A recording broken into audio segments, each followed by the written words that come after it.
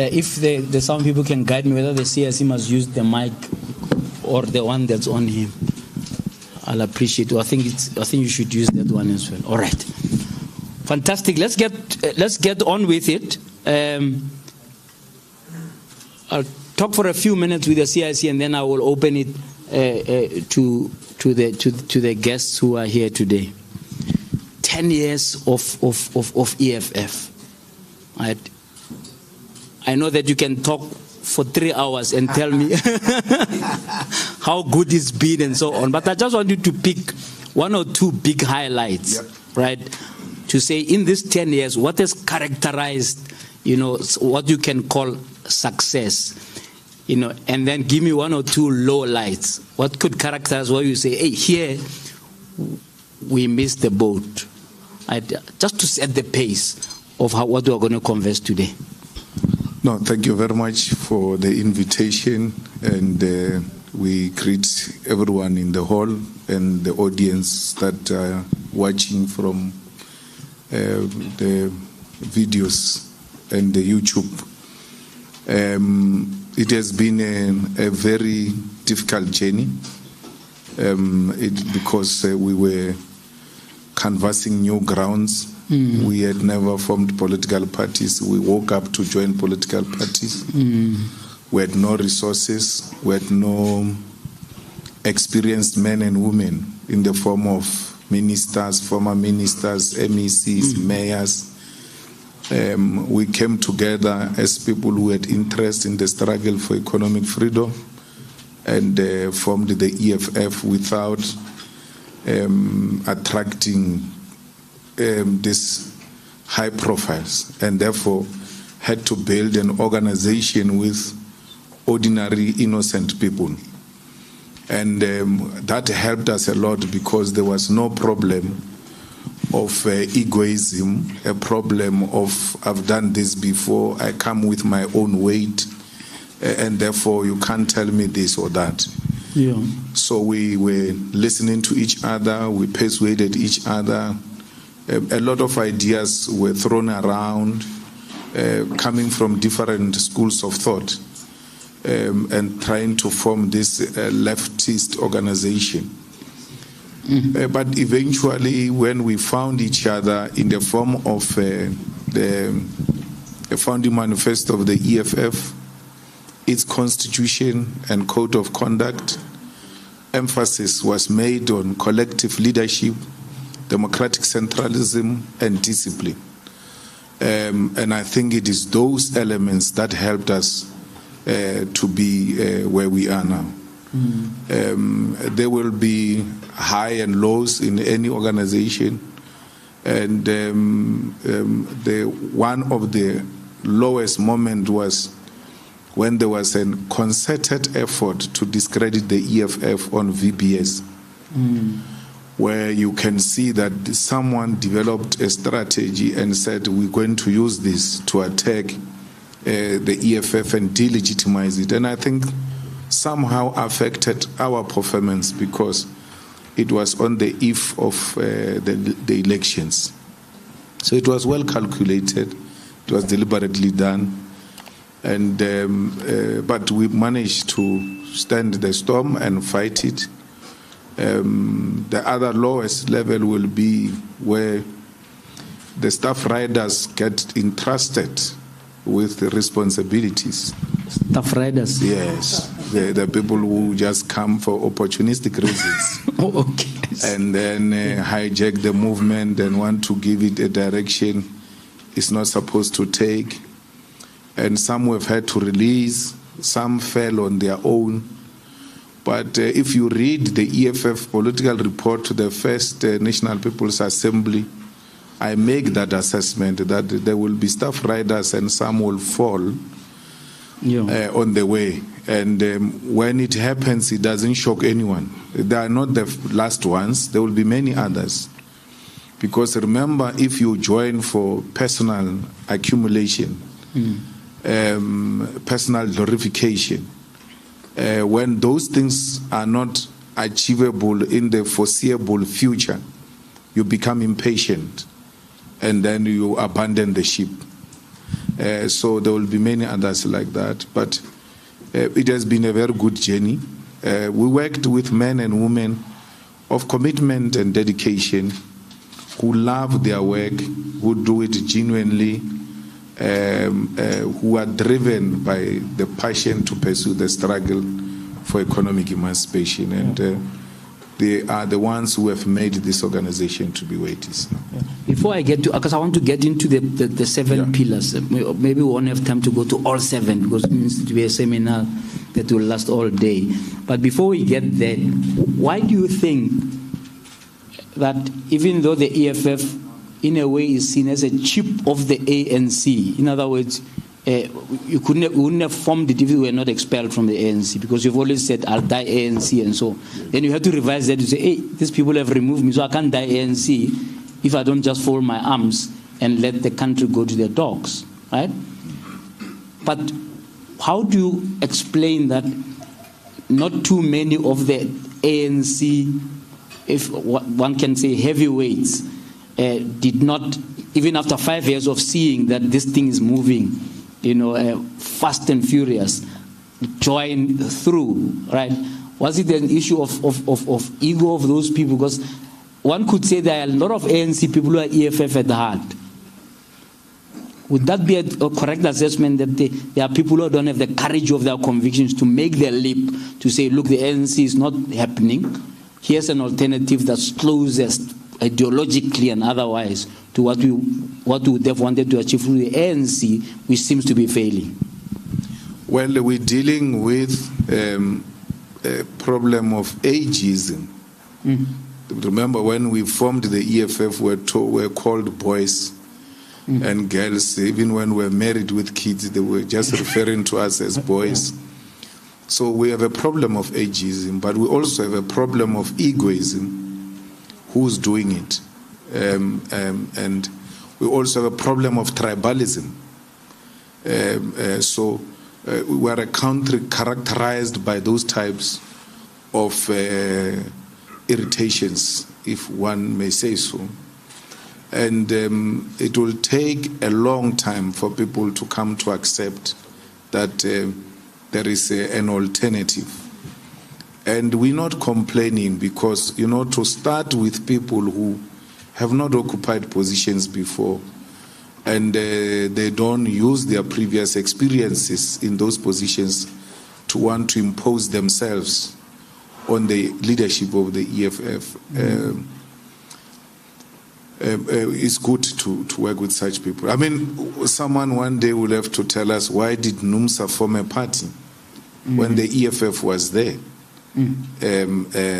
Because there was no need. I mean, they couldn't pull anything, despite the fact that they bought all beautiful buggies everywhere, had posters everywhere. But they knew that their experience is unionizing people. So they wait for capital to organize people for them on the shop floor, and they find them organized. And then they start talking to, they don't know to organize people. The people get organized for unions by capital in the form of employment, and they find them readily available to be recruited into the union. Now, they thought they've got that skill, and then they tried to organize people which they've never organized before. And it proven to be difficult. I mean, there's always been a temptation that the EFF must form a union. And I've always said, look, you can't form an EFF union with people who have no background of unionizing people. It is bound to fail, and when it fails, it will reflect on the EFF. So you don't just do things for the sake of doing them. You need people who come with that experience, and you are guaranteed some sort of success. So political jealousy, the political squabbling, there are a lot of comrades who had shown interest. But also the politics of the stomach are a big problem, because if I leave the ANC, what will the EFF give me? Because look, I'm a researcher, I'm a municipal manager, I'm a councillor, I'm a mayor. I may not be happy there, but I can't leave, because if I leave, I'll have a problem. We went to some municipality to do Andries Datan campaign. And when we arrived, we didn't have sufficient tools of trade. It was the ANC leadership which was organizing TLBs and trucks for the EFF. That no, this EFF campaign must be successful. But they are local leaders of the ANC. Why can't they do it as ANC and clean up after their own people? And want the EFF to succeed in that regard. So you can see that they love the EFF, they want to be in the EFF, but there is a limitation that if we go there, we may lose the opportunities that we have on this other side. I want to latch on to that because John Steenhuisen has declared you enemy number one. Yeah. And has he's couched something called the Doomsday EFF ANC coalition. He's saying this must be avoided at all costs. And they're going to have a moonshot. It's moonshot pact. They're going to fly to the moon. Yeah. And make sure that you never even smell power. Right? What do you think of that? Do you think that that was a little bit, for lack of a better word, ill-considered to write off a party that's already number 3, that could easily be number 2 in the next election, ahead of an election? Or you think that it was good because you fundamentally are in opposite poles in terms of a possible coalition come 2024? Well, I sympathize with him because he's number 2 and the EFF is breathing on his neck. So early January, Ipsos does a research, put the DA at 22, and then later around March or so, and then on first one put DA 22, EFF 13, and then come back around March to put DA 16, EFF 13. So the EFF hasn't grown, hasn't declined, but the DA has declined. And the DA has got authentic internal report that shows them that the EFF is passing you. So now you are busy fighting with number 1 and there is a person here who's disturbing you. You have to stop so that you stop this one and then maintain your position so that you can fight with that one. So their stopping is because the EFF is breathing on their neck. And they've come to accept that the EFF is going to pass the DA. And then they do a moonshot pact and then exclude the EFF. The EFF would like to work with opposition parties to remove the corrupt ANC from power, but also to give the people of South Africa something different. But we cannot impose ourselves on the opposition parties. If they don't want us, we'll work with those who want to work with us. And therefore, but our preferred choice will be that the opposition parties should come together to unseat the ANC. And we've done this before. We went into the municipalities, removed the ANC, gave to the DA, gave to the IFP. When we said to them, now we are ready to govern, can you share a portion with us? They said no. And then what do you want? Why do you think the DA did this? Was it to debase the EFF, not to be the leader of that, if you like, broad coalition, by saying, isolate the EFF, let's work together, let them go and fiddle there with the ANC? No, the DA, firstly, is threatened by the EFF. Secondly, it's a racist organization that can't impose those racist attitudes on the EFF, because the EFF is the only organization that confronts racism openly without shame. Everywhere where it raises its ugly head. So they know that we'll speak for black people and will do so unashamedly. And speaking for black people does not mean hating on white people. We're speaking for the oppressed people. And the white people are not oppressed. It's the black people who are oppressed.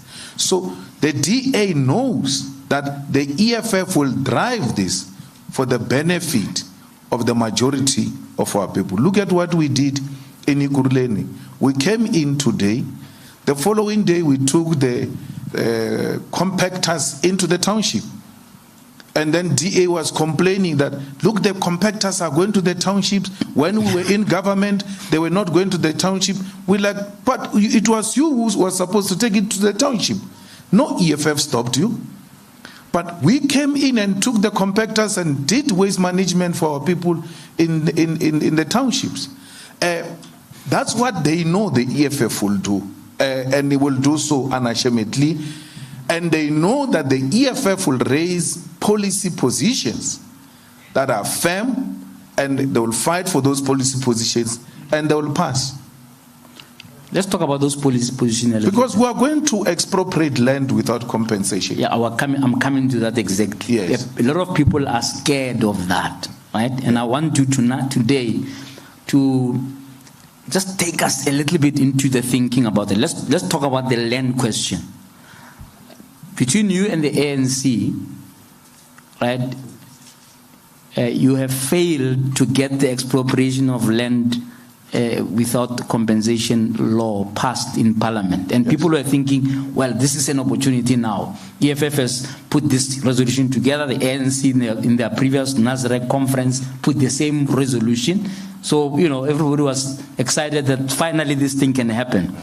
And you deadlocked. And you can tell me a little bit about what that deadlock was about. But let's assume you go into coalition with the ANC. Right? Whatever worst case scenario or however you look at it. What's going to change? How can we trust that this is not going to be another electioneering thing where the ANC just come onto the bandwagon of land just to excite people during the elections? You have put it as your non-negotiable pillar. I want you to understand. I want to understand how it's going to be non-negotiable if you're going to enter into a coalition with somebody like the ANC, who has already rejected your approach to it. Look, the ANC agreed on expropriation of land without compensation. Yeah.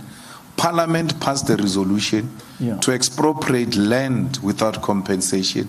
And we did the road shows to listen to our people based on the motion of the EFF. And overwhelming majority of South Africans said, expropriate land without compensation. We had a meeting here in Sandton, the EFF and the ANC, to agree on the formulation that goes into the constitution. Bulelani Nguga was there, some advocate of the ANC, Malindi was there, Lamola was there, Kaba was there. We looked at Bulelani Nguga and we were like, this one we're going to have a problem with, he's going to give us a problem. And this Malindi, but Lamola and this one were together. From the Youth League, we've been pushing this. Lamola opposed expropriation of land without compensation the way we expected Bulelani Nguga to oppose it. Bulelani Nguga said, this is a good deal for our people who must agree with this. We need to agree that we're going to expropriate land without compensation. Kaba went outside to speak to whoever on the phone, and then they came back, they said, no, it's not going to happen. What was the deadlock exactly? The deadlock is that the current policy allows expropriation of land without compensation. And then we said, if that is your argument, then let's make it explicitly so that there is not too much ambiguity and misinterpretation and interpretation of what we seek to do. So I'm just saying to you, JJ, we were doing it. There was no electioneering. It went inside Parliament. Then when the time comes for us to now pass it, the ANC says, no, we'll expropriate state-owned land. How do you expropriate something that the state is already owning? Including, without compensation, including rotten land. What do we do with the rotten land? Because the land we're talking about is this land where we are now. We want prime land owned by the state. And when you started, you said people are scared of that. It's an imaginary thing. It's a sarkhafar. It's not true. This elite that stays in Midrand here, they are staying on a land owned by Indian. Who said to them, you are leasing for 100 years, 99-year lease. Beautiful houses are being built, not shacks, on a land that they don't own. Yeah. There are no transfer costs here in Waterfall. You buy a house, you don't pay for transfer costs because the house will never be transferred to you. It remains on the land. But wasn't the deadlock that, and please correct me if I'm wrong here, isn't the deadlock that you are saying the land must be in the hands of the state? Yes. And the ANC in this case will say, no, you must give title deed to the people directly. Yes. Is there a medium, a happy medium that you can reach so that this thing can pass? There is no medium we can reach. I can only trust the state, not a family. If you can trust a family of Indians who were given land by Paul Crook or whoever, why would you not trust a land owned by the state?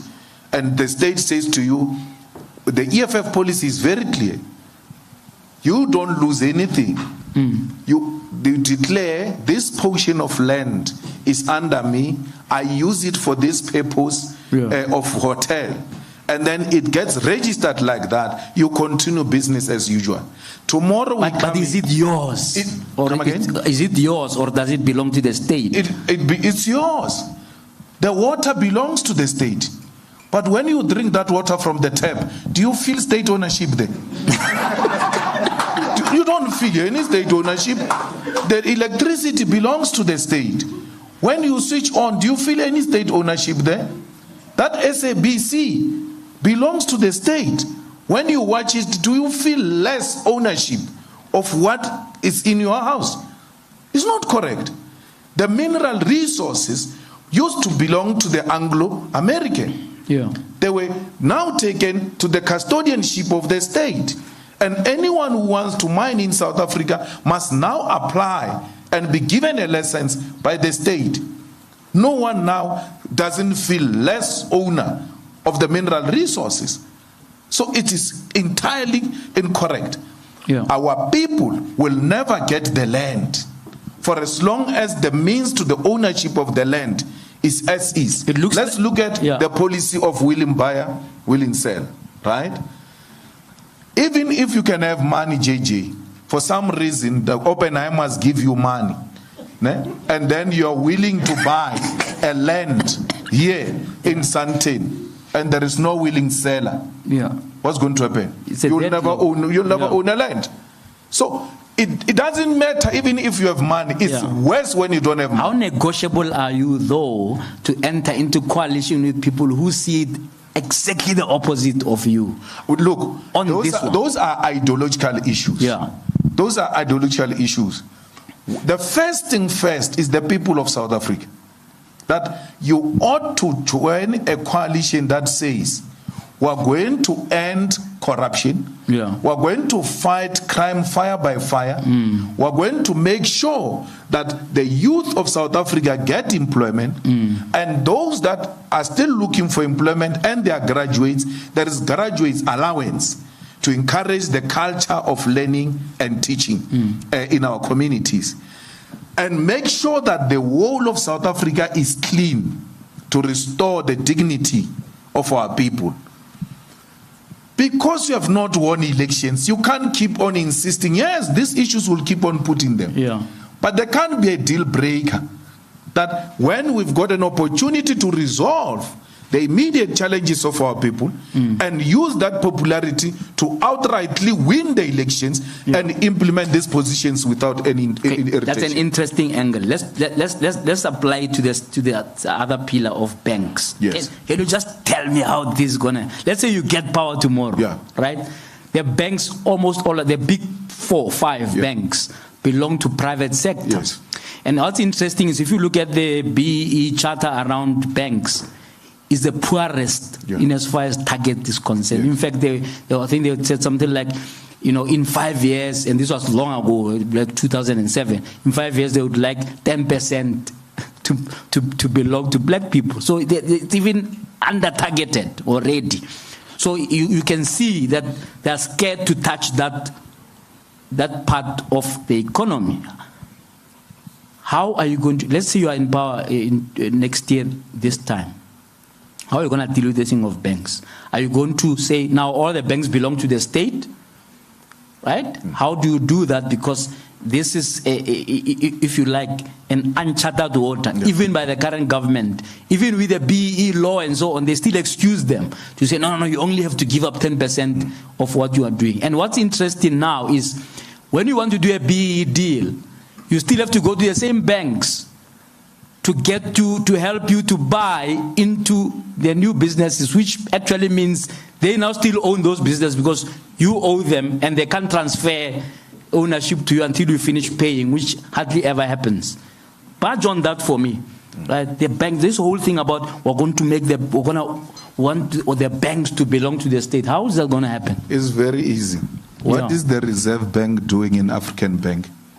Because it's not supposed to be in the shareholder in the bank. It's a regulator. Get out. The state takes that stake of the Reserve Bank.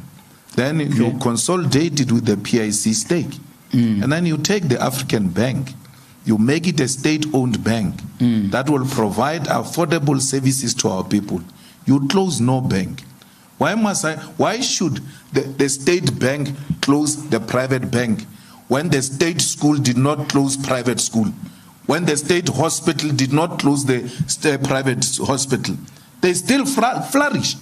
Who said that when you establish a state bank, other banks will collapse?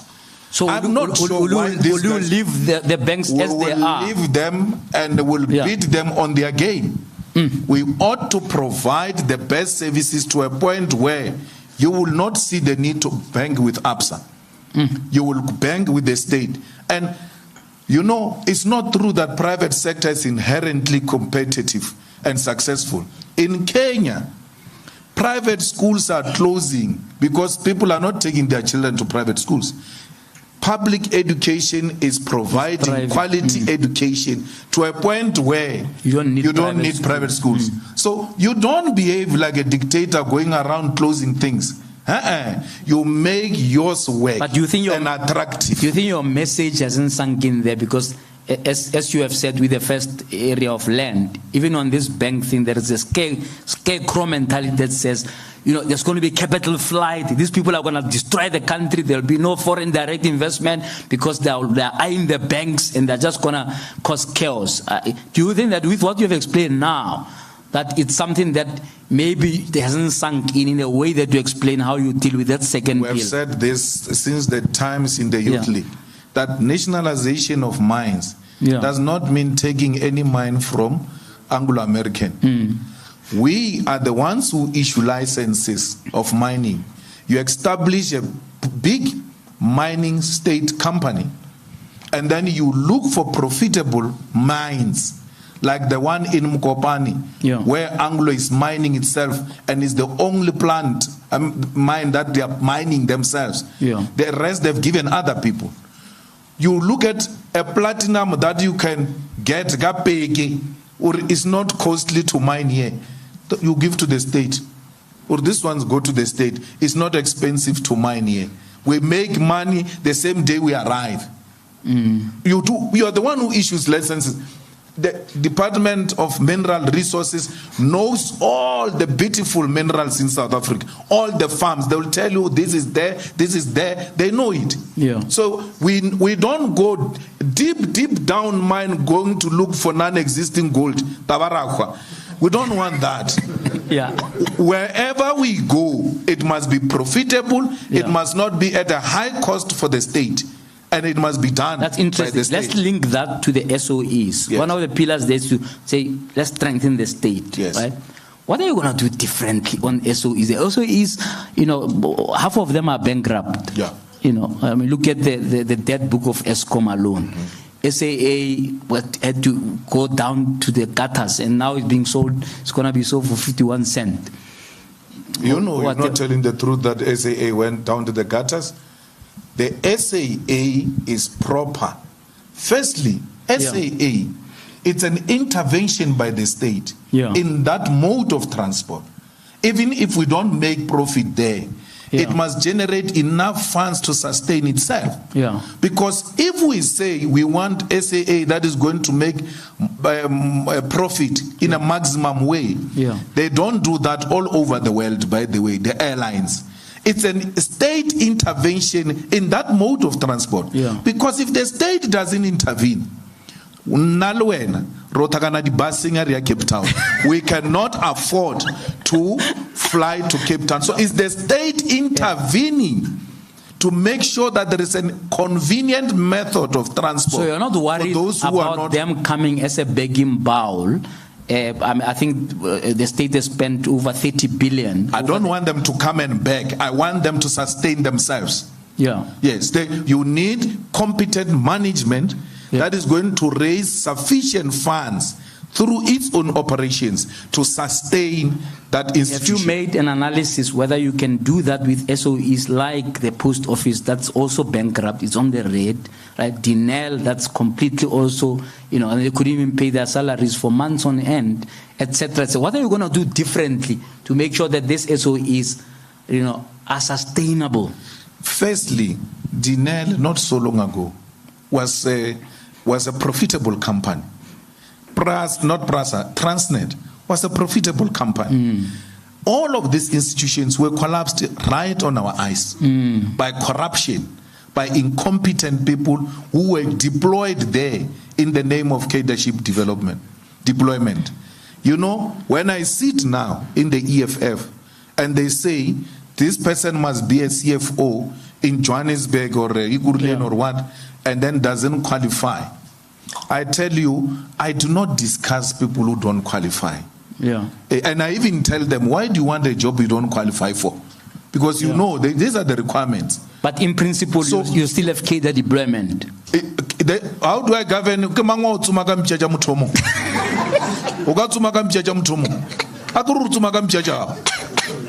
I hunt with my own dogs. Yeah. Yes, because but competent ones. Yes.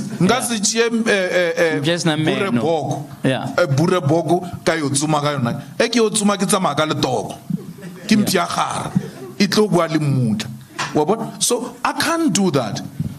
I don't, when they came and said we collapsed Limpopo, right? Till today, they couldn't arrest anyone.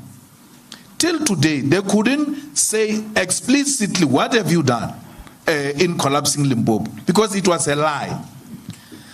When we were leading in Limpopo, Castle told us one thing and one thing only. You hire competent people and you finish the job. Clifford Motsepe was a friend of mine running Department of Housing. Every year we finish the money of housing, go and take the money from Free State, go and give Limpopo. That's how much good we're performing. When they were putting that government under administration, they couldn't put Motsepe's department under administration because that is the department they wanted. The person who was more close to me was Clifford Motsepe. We never, and since I was born till this age, I've never sat in a meeting where we discuss crime. I come from a township where a lot of guys my age, even my section where I come from, they've been to prison, police cells and all of that. I've never been in that space because I've never sat in a meeting where we discuss crime. Once you start doing that, I express my view and I discourage it. If you can't listen to me, I walk away. I don't do such things. That's why you can peddle any lie you want to peddle about us in relation to corruption, hey, this and that. The question is, these guys are in the opposition. If they collapsed Limpopo and you guys are in charge of government, why are you not going for them and finish them off? If these guys have stolen money from VBS, why are they always challenging you, disrupting you and all? Stop this thing, man, by arresting these people they've stolen from VBS. You've got the power. There's no day where we've been egg walking around the state because we've got our own issues that if we are not careful, they will arrest us. No. We speak truth to power unashamedly, even go into some method that are unheard of, without fear. Yeah, talking about that because we are not scared. All right, I want to give my colleagues a chance to deal with you now.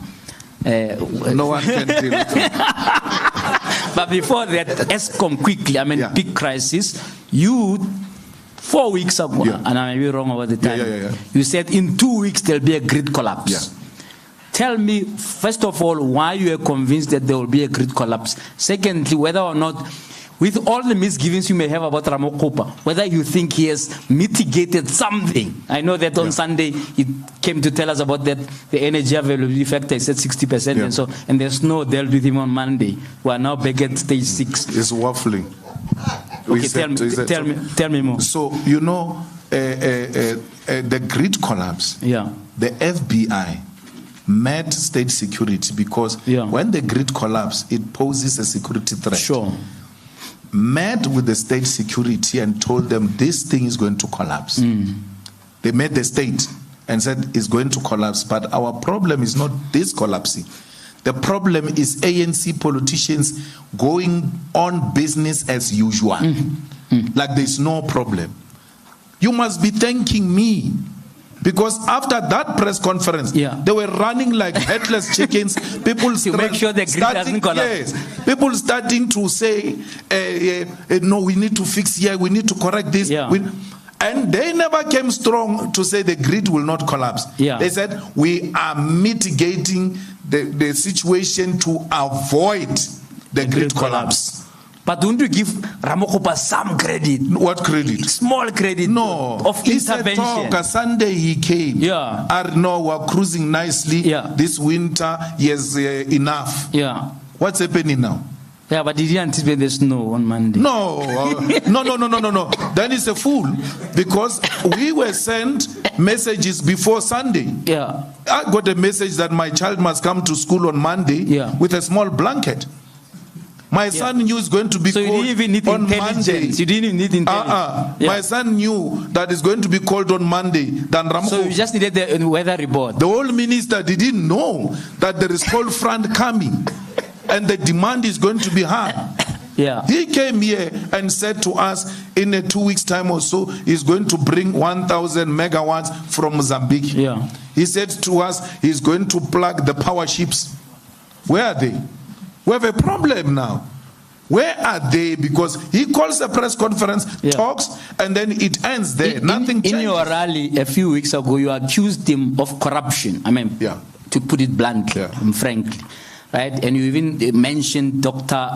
Anamokgopa. He brought Dr. Anamokgopa into the power ship of a power ship, which he was not part of. Ramokgopa and Anamokgopa, Munanal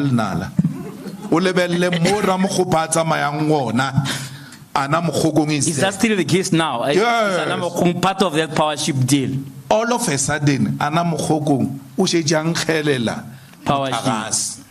Asanga batamela mola Anamokgopa on the power ships. Motoba funa the power ship. Gwede's wife. Uba igwalimu Gwede's wife. Bala. By Jian Twila by Spoot. Then Anamokgopa came into the deal. When I finished there speaking, the messages I got from the people who are involved in the business of this electricity thing. But thank you. We thank you very much. Because this woman is disturbing us. One of those people, Temberger, Toby is representing them. Because they are in dispute with these people. So the power ship is not about to happen? It will happen. But you know what you need to know, South Africans, is that even when we are at the height of a crisis, these people still negotiate their way. And if they are not getting a potion, then it won't go through. And I'm saying to them, at what point do we become patriotic and let go? Let these people eat as long as our people can get electricity. At what point? The power ships were signed last year. We spoke about them this year in the State of the Nation address. If you listen to my speech, I said these things can happen because the ANC politicians are fiddling with it. They've been approved. But they say before we go ahead, we need our pushing. And you are saying to me that culture you will break should you come to power. Because people see you truly as a continuation of that culture one way or another. I'm not. are these people not going to eat? They're not going to have EFF-linked companies eating? No. And what have you? No, there will be EFF people who are in companies and all of that. Yeah. There must be. And eat. Not eat. Do the work. Yeah. Can't who must come and work here? If it's not EFF people. They are also South Africans. Yeah. Let every South African who's got what it takes to work this country, work it. And not on the basis of political affiliation. I strongly oppose that. Yeah. That no, we can't have this person as an HOD or DG because it's an EFF or it's an ANC. What does the CV say? Yeah. Is this person qualified? Competent. Is this person patriotic enough to lead this country? And before I look anywhere, I will look amongst the EFF people. Why? When ESCOM doesn't perform well, you don't say ESCOM. You are going to say, you see, this EFF government. Yeah. When it suits you, no, don't send your people. And then when they fail, the people that are not my people, you come and blame me.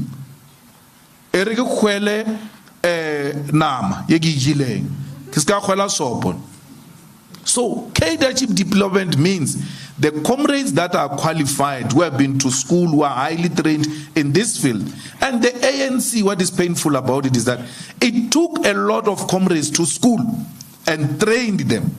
Now they isolate them for political reason and factionalism. Final question from me before I give my colleagues. EFF, ANC, a coalition in Johannesburg, are you happy with that mode? People are a bit nervous that it looks like you guys, between you and the ANC, you are toying with Johannesburg, giving mayors who don't know what they are doing.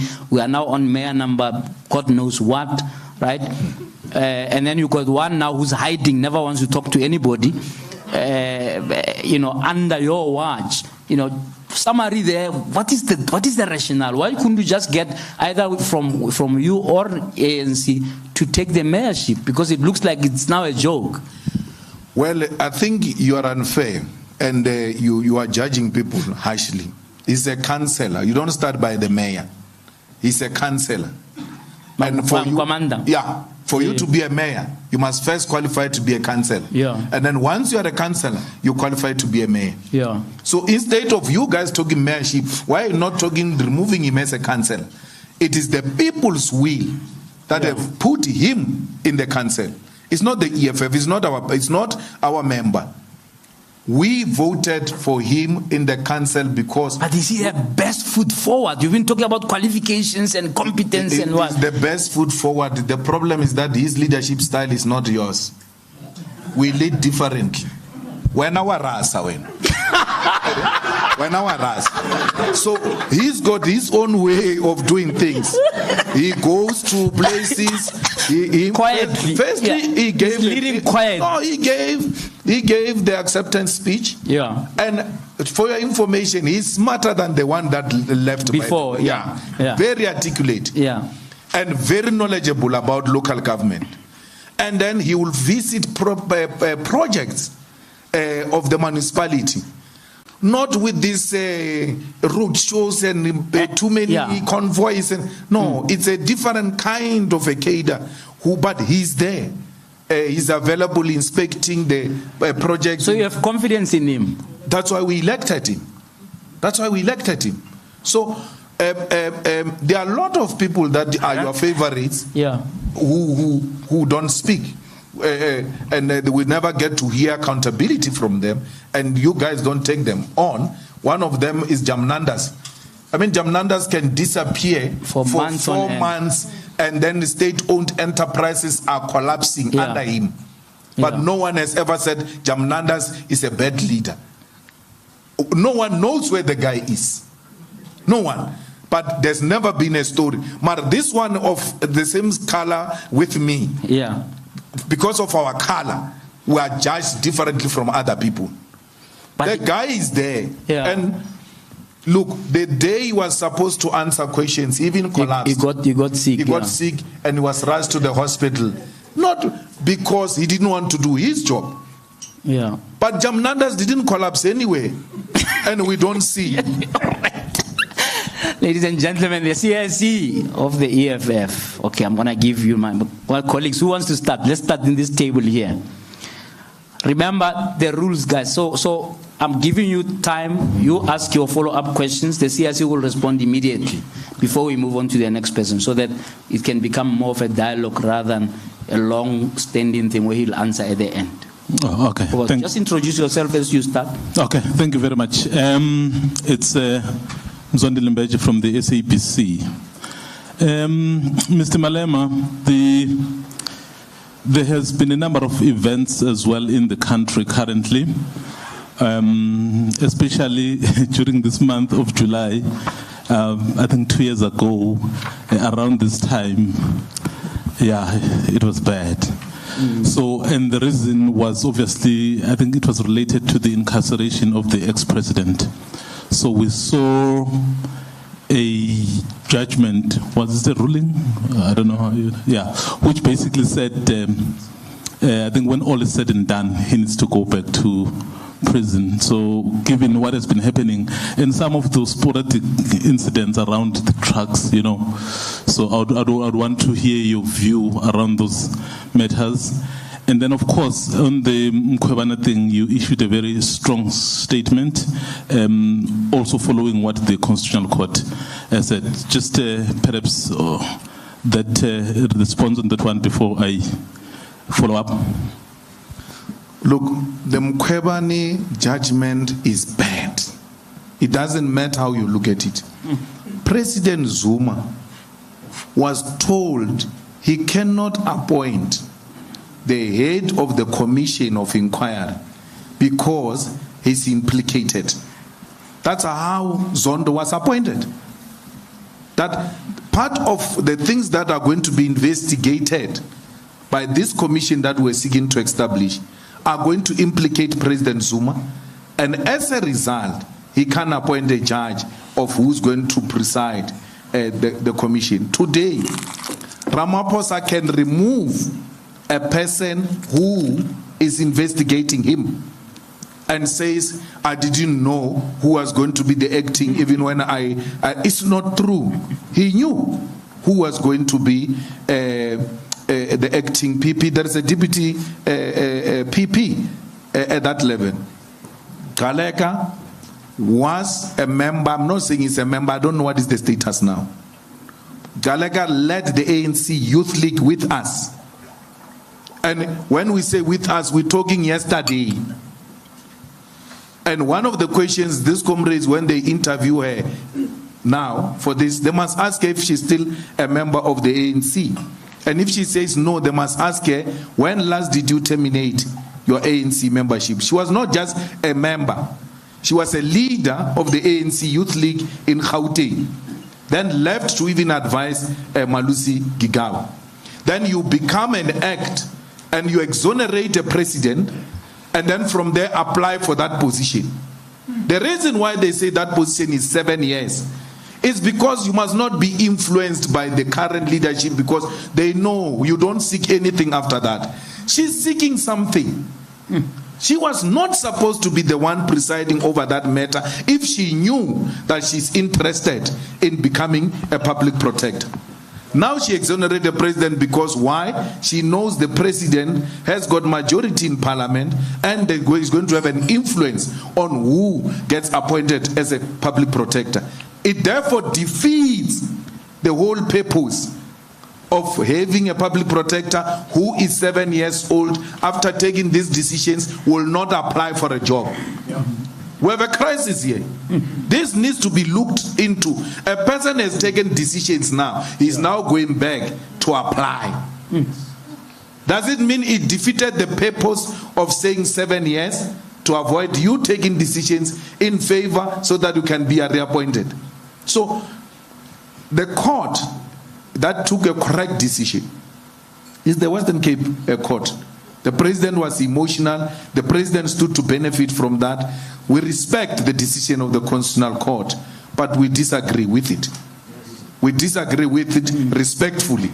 And the decisions of the court are not alpha and omega. No. Why would we study law if we can't read these things and disagree with them and rewrite our own academic papers to demonstrate how wrong this judgment was? It doesn't mean we can't implement it. We simply do not agree with it. And two things happened. Galega, who wants to be appointed, exonerates the president so that he can be appointed. Maya, who's been nominated by the president, something unprecedented. When he appoints the Chief Justice, he says, I appoint the Chief Justice and I will nominate Maya when this Chief Justice finishes his term. Yeah. Your career was party, mama. You are going to be appointed. Where was age? Where now the judgment? This is a wrong person. A person who said you are going to be appointed even before nominations are called upon. He was bribing him even before. He finished him even before. That if I behave, I'm going to succeed. After all, I've already been nominated. I've been nominated by the president. I think the other one, you know, when President Zuma was refusing to go to the commission and those things of the Constitutional Court, I went to visit him. And I pleaded with him. And I said, President Zuma, you don't lose anything. Go there and speak. And you're too senior, and I like it when you speak of the CAF. Go and put your perspective. It doesn't matter what the decision is. The reason why I came to is because we are going to inherit this country. We want to inherit and lead a country that has got functional judiciary, that has got institutions of the state that are respected by all of us. I don't want you to agree with me or disagree with me, but I came to express this view. And I went, when the decision was made, I went to see President Ramaphosa, that whatever happens, you may have to give President Zuma a presidential pardon. Flew a lot of people into this city, in and out, trying to mediate this underground to avoid what happened there in July. Because I knew what was going to happen. I was involved to try and avoid what happened. And these are people that I'm nobody to them. Both of them played a role in my distraction, expelled me, took my things and did all manner of things. But for the country's sake, I had to swallow my pride and try and mediate a peace so that we can continue as a country. Yesterday, President Ramaphosa changed his phone. When I called yesterday, his phone didn't go through. I went looking for his phone number. He changed his number. His number, phone number. I went looking for his phone number yesterday. And I called him, I said, no, I was not having the right number because I had this decision. And when the time permits, we will make time and come and see you. Because again, we don't know what's going to be the decision of the Department of Correctional Service and them. But the president's hands are not tied. And that's what we want to remind him of.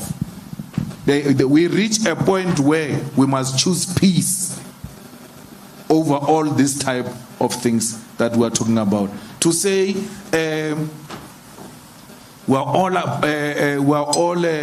no one is above the law and all of that. Zuma is served. It's enough. Why do you still want to ban this country after a person is served? He's served.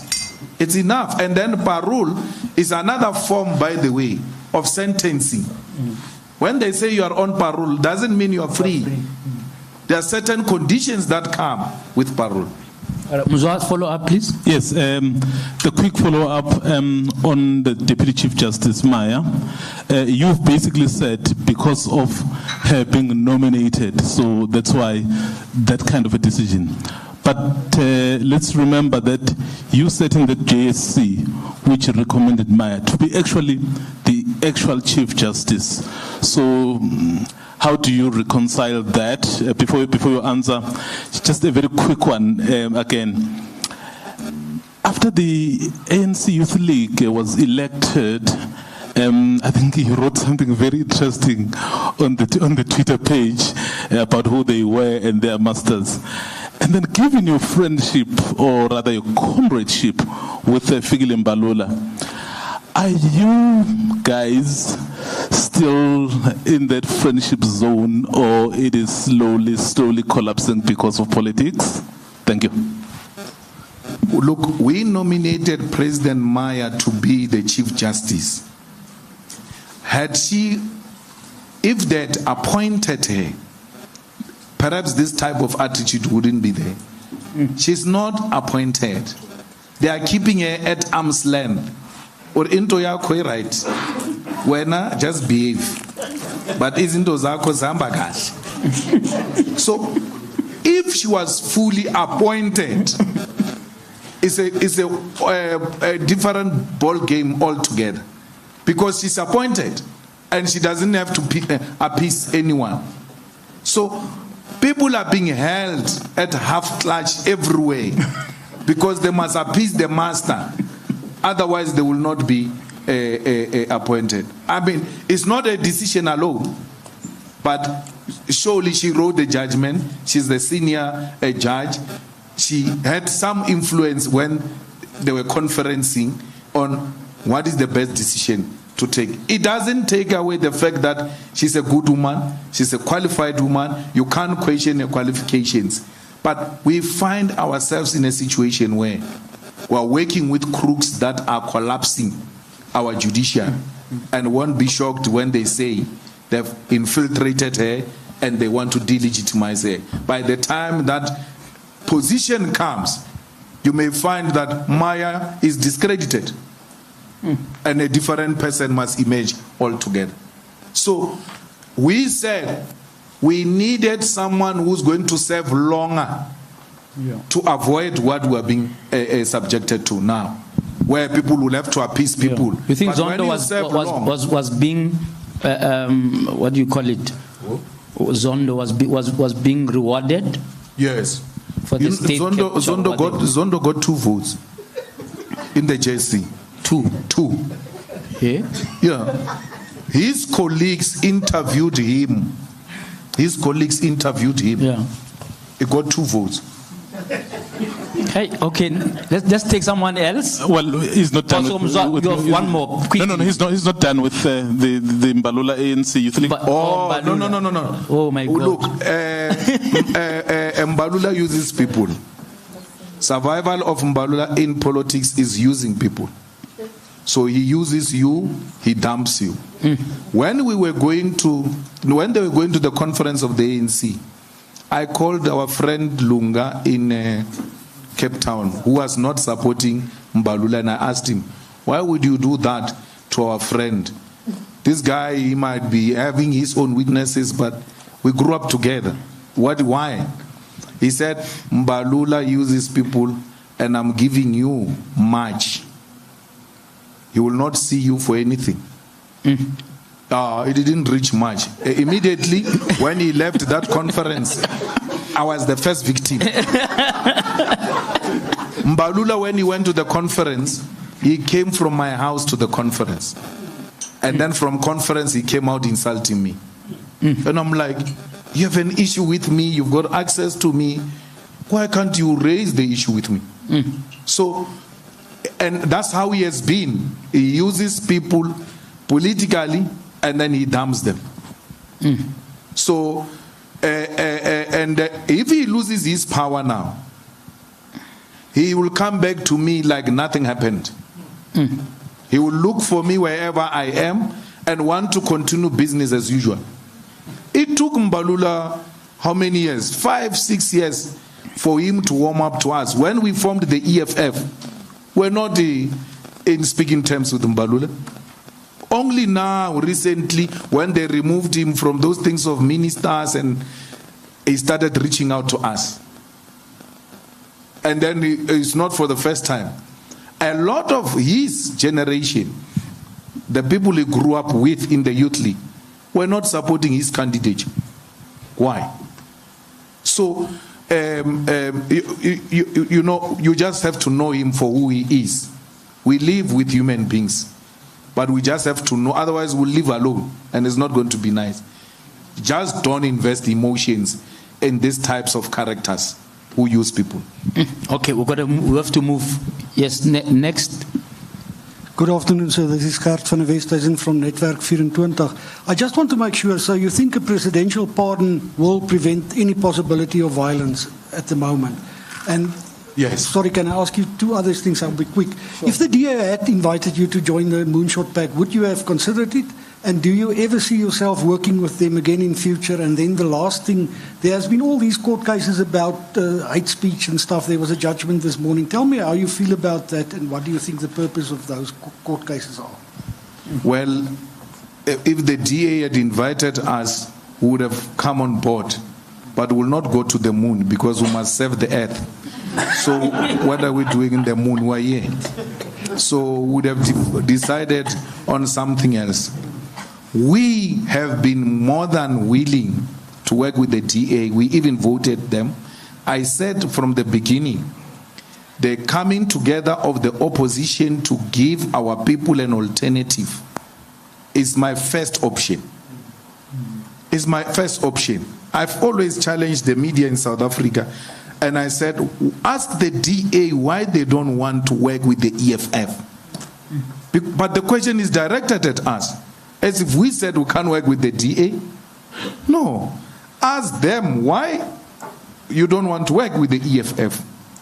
The EFF that gave you Johannesburg, gave you Tshwane, gave you Kuruleni, gave you Nelson Mandela Metro, gave them everything in 2016. And then when we come after 5 years, we say, guys, we now are ready, we want to participate in government. They say no. Well, now your job is to be a voting cattle. Vote for us. What type of nonsense is that? The IFP, the same thing. We give them 22 municipalities in KZN. We later say to them, guys, we're here, let's see, mayor this side, speaker this side, this way, that way. The IFP says, no, you are not getting anything. So when the IFP rejects us, and then what do? You want us to keep on voting for them even when they are rejecting us? We can't. But the EFF has demonstrated its commitment to the unity of the opposition parties long time ago.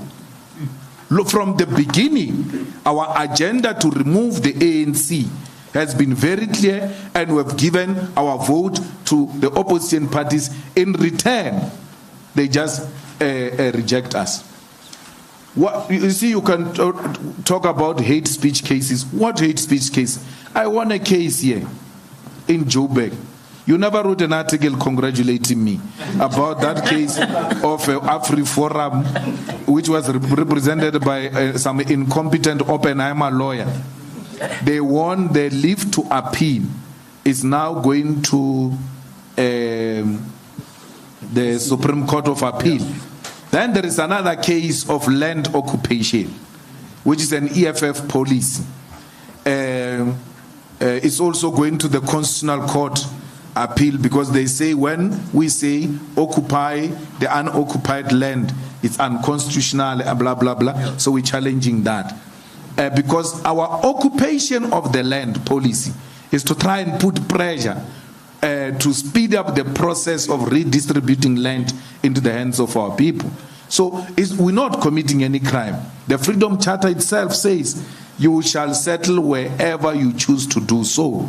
So the declaration of settlement anywhere we choose to do so as invalid and unconstitutional will be the declaration of the Freedom Charter as an unconstitutional document which was adopted by our people, and we are told that majority of this constitution derives its existence from the Freedom Charter. I think I answered all of them. Follow up? Just a question about why do you think people make all these hate speech cases, and then just a question about the presidential pardon, please. Presidential pardon is proper. We must try and mitigate a situation where we avoid violence. We have seen 350 to 400 Africans died in July. We don't want a repeat of that. We don't. And if the president can intervene in the best interest of the country, that's good.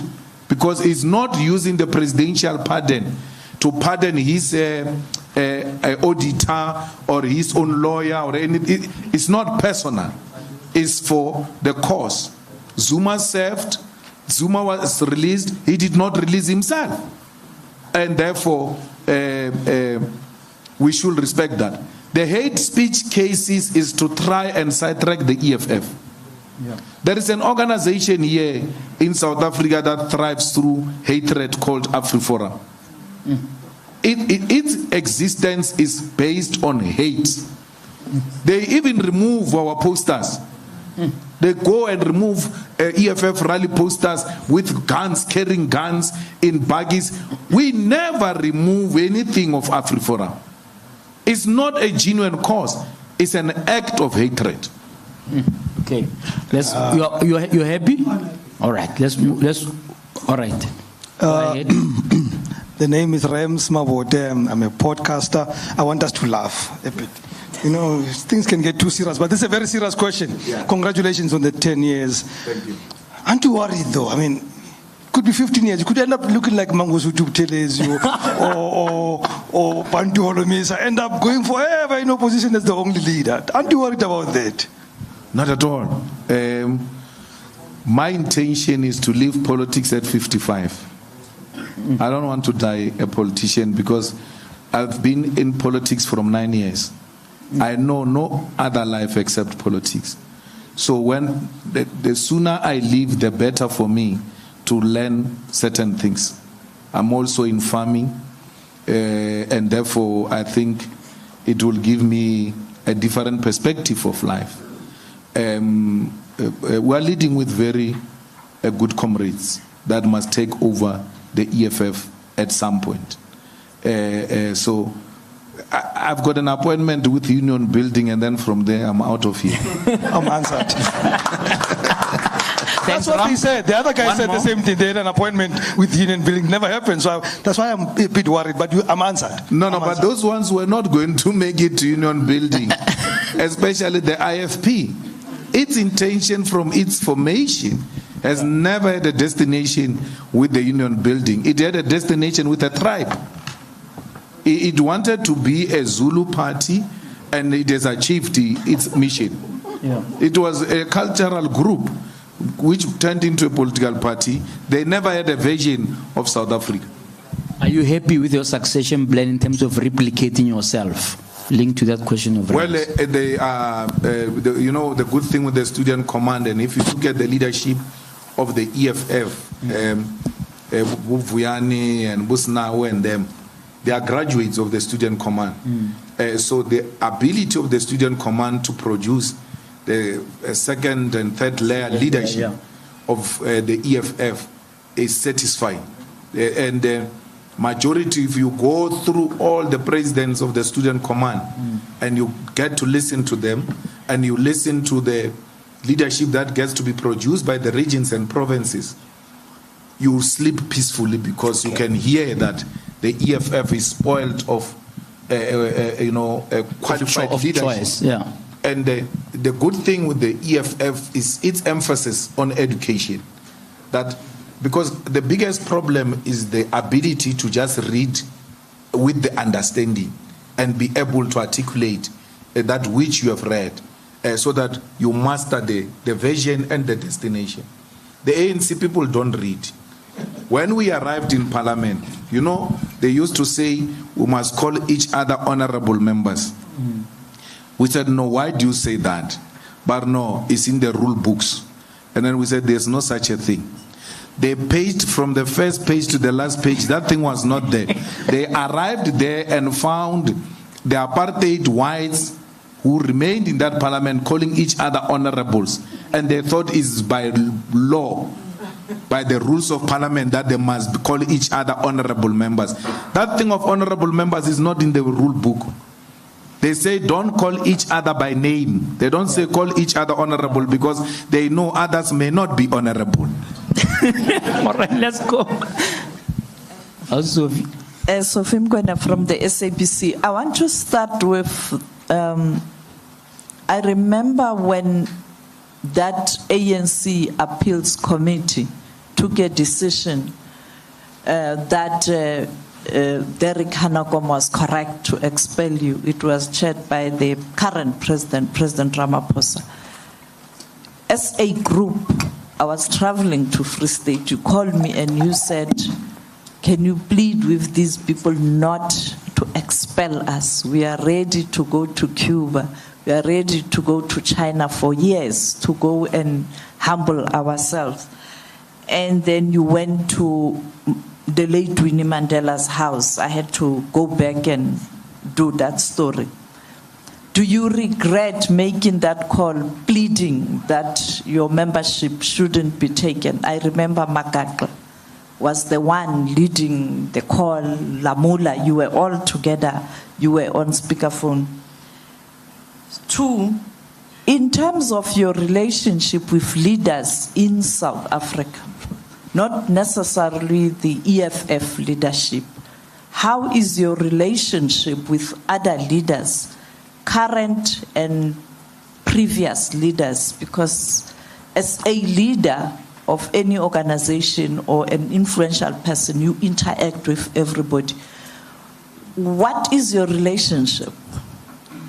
The third question, in relation to Jacob Zuma and you going to Nkandla, what was his demeanor when you approached him and made him aware that this is going to be a huge crisis, and here we are faced with this? And where is President Zuma? Do you know, or do you interact with him?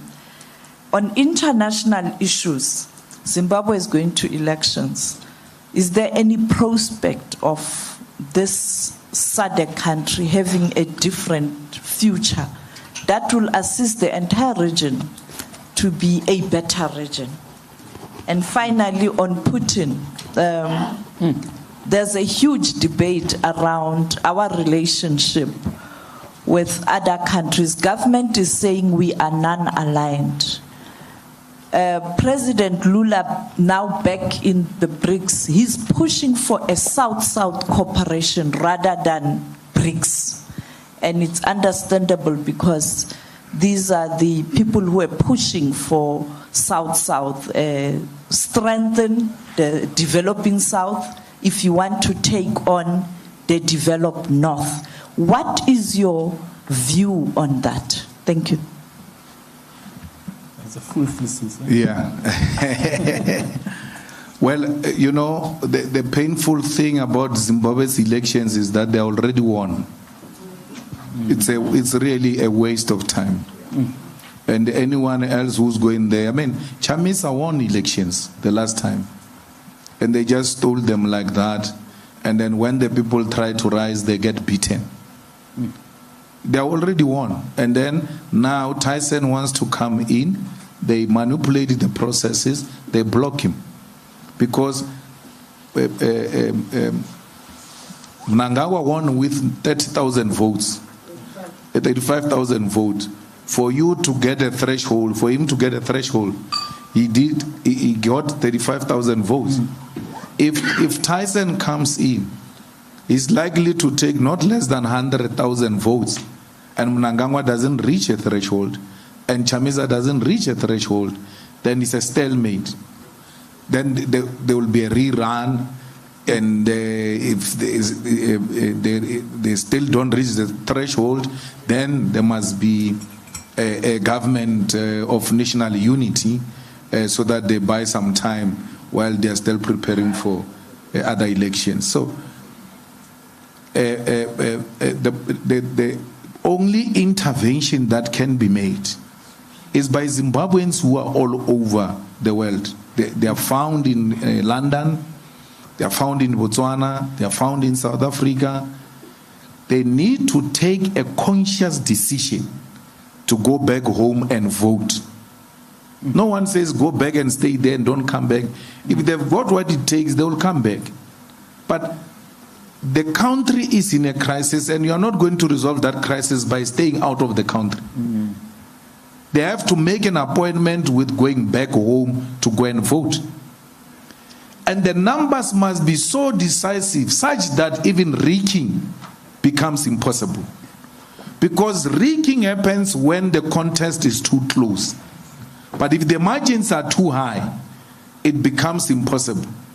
So the people of Zimbabwe must decide what they want and go and do the right thing.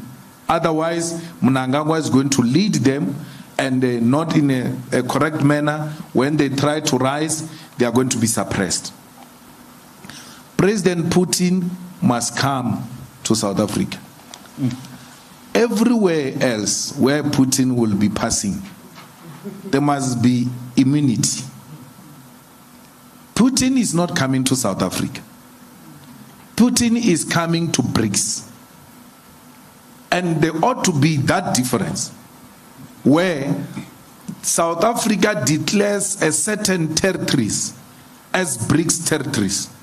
The way we do with embassies and all of that. No one can just walk into any embassy here and say, no, you want to pull out a person from that embassy. No, it's not South Africa. It's an embassy of the USA. It's a Russian embassy and all of that. Where this meeting is going to take place, we ought to declare that a BRICS territorial area. And then say to these people, there is nothing we can do. He's not coming to us, he's coming to attend. Like we did with the UN when the World Summit was here. Yes. So, and we allow BRICS to proceed. Those arguments by President Lula and all of them, they ought to take place in that context where they can engage as leaders in terms of the types of the formula and the structure that they need to take in order to have a functional multinational body that will be seized with all these matters. ICC is inconsistent, and America is not a signatory, yet wants other people to be signatories and subject them to the law that they do not subject themselves to. We cannot allow that. So if we are going to continue with ICC without it being challenged, it has to be consistent in the application of its laws. They continue to make mistakes. Bushi, now Biden, in their speeches make reference to Afghanistan because it's haunting them. It's haunting them. Iraq is haunting them. Why did they come and kill brother leader here, Gaddafi? For what reason? There was no need. So, and everywhere else they went in the name of peace, they left destruction. There's no mission they took which has arisen in giving sustainable peace. And therefore, we can't say NATO, it's a peaceful organization. It's a war organization. It's a war organization. And unfortunately, we voted for the destruction of Libya.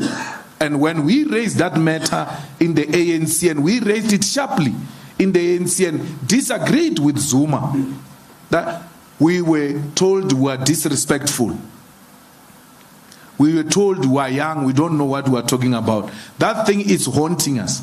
He comes to the Youth League conference, he reads half of the resolution of the UN. When Floyd completes the resolution, because Zuma said no, we said no flight zone. And then he leaves it there. Floyd screams from the back and says, and any other necessary means. Because any other necessary means is the one that allowed these people to enter Libya and distract it. He doesn't want to read that part. And then he says to Floyd, inside the conference, because we're exposing him that you are not reading the whole thing. And China could not veto the resolution. Russia could not veto the resolution. Why? South Africa voted for it. If South Africa had voted against that resolution, China and Russia would have vetoed that resolution. Gaddafi will still be alive. So, and we spoke these things. No one will ever, I mean, people write books about nationalization, about things we spoke about, including Marikana, documentaries are done, and then we just get expunged out of that history as if we were never there, giving a particular perspective which has been proven over a period of time. Because if you do that, you are legitimizing them. Look, I have no regret of saying I want to remain in the ANC. I've got no regret. I would have corrected the ANC from within. Because I've never wanted to form a political party, and I will never form another political party if this EFF expels me. It's not a child's play. You know, just wake up in the morning and then you say you form it. It's difficult. We are still forming it even now, 10 years down the line. I said to them, take my membership, suspend me for 10 years without occupying. Leave my membership, suspend me for 10 years plus without me occupying any position of responsibility. And you can take us to Cuba, to China for political education. Derek Anokom suspended us for 5 years. Me 5 years, Floyd 3 years, Magata 1 year. When we did an appeal, mine changed from 5 years suspension to expulsion. Cyril changed it to expulsion. Anokom didn't expel me. I was expelled by Cyril. And then Floyd 3 years. Floyd was not expelled. He resigned on his own. And then Magata remained. And then he finished his 1 year. I said to them, leave me with the membership because I knew I don't need to be a member. I had already made a huge impact. I don't need to be a leader. As long as you will allow me to be in an ANC rally, as long as you will allow me to be in the ANC conference, as a cleaner there, as a volunteer, WUPEX, I will kill you. I will finish you. I don't have to be a delegate. As long as I can be amongst you. And then they knew at that time that this request is very dangerous. Because I don't want nothing. Just membership, it's enough. But no, we don't want those things. Then they expelled me. I accepted. Also, when I left, I was not going to form a party. I left. I went to do farming. I did crops, cabbage, I did tomato, and then I did cattle. The ANC went on January 8 in 2013. That Sunday, I can't remember who did the article for City Press, came to interview me. I don't know if it's Japheth or what. Came to interview me in my farm. I'd now accepted my fate. I left. I'm doing farming. I'm no longer. My interview is about what is your next life. No, you can look at me. I'm in the farm. I'm farming. I'm okay. Politics is not for me. They don't want me. ANC tradition is such that that Sunday of January 8, all front pages are ANC. But that day front page was me with the cabbages. And that thing irritated Praveen. Why is he still having a farm? Why is he still having a farm? Then they came to take my farm. And then invited me back into politics. That's why when a person says to me, no, they say I'm what? This thing they always say, flip-flop. No, they're like a prophet of a church, like cult. Yeah, it's a cult. That. It's a cult. Yeah. A cult that goes home. Because a cult would have moved from the ANC and say, follow me. I've never been a cult. I left. And I didn't live with anyone. I never said to anyone, let's go and form a political party. I left and went to do farming. That's the reality of the situation. Now, you take the farm. That is the second thing I know. By doing that, then you invite me back into politics. That's why I'm back here.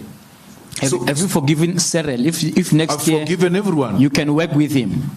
He's a crook. I can't work with him. Oh my God. All right, let's... But you didn't answer my question on leadership. No, I'll do a follow-up. I relate with all political leaders. President Mbeki, I've got a very good relationship with him.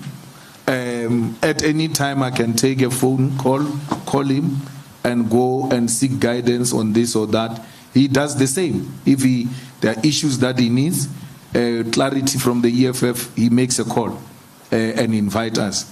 The same with President Zuma. I missed President Zuma this Monday when he was leaving to Russia because we had our own war council.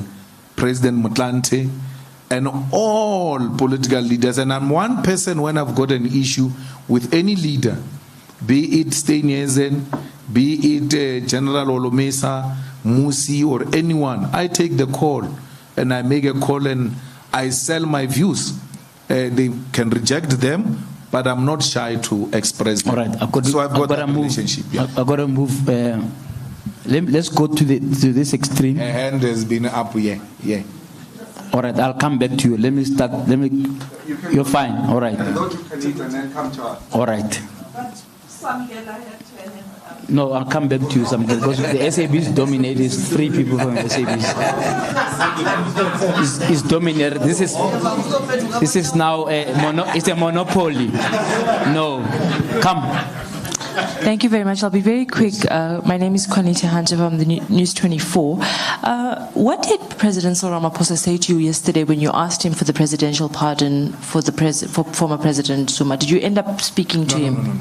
No. We didn't speak about presidential pardon. I got his number, and then I called him. We spoke about other things, and then we agreed we'll make time to meet. Other things like what?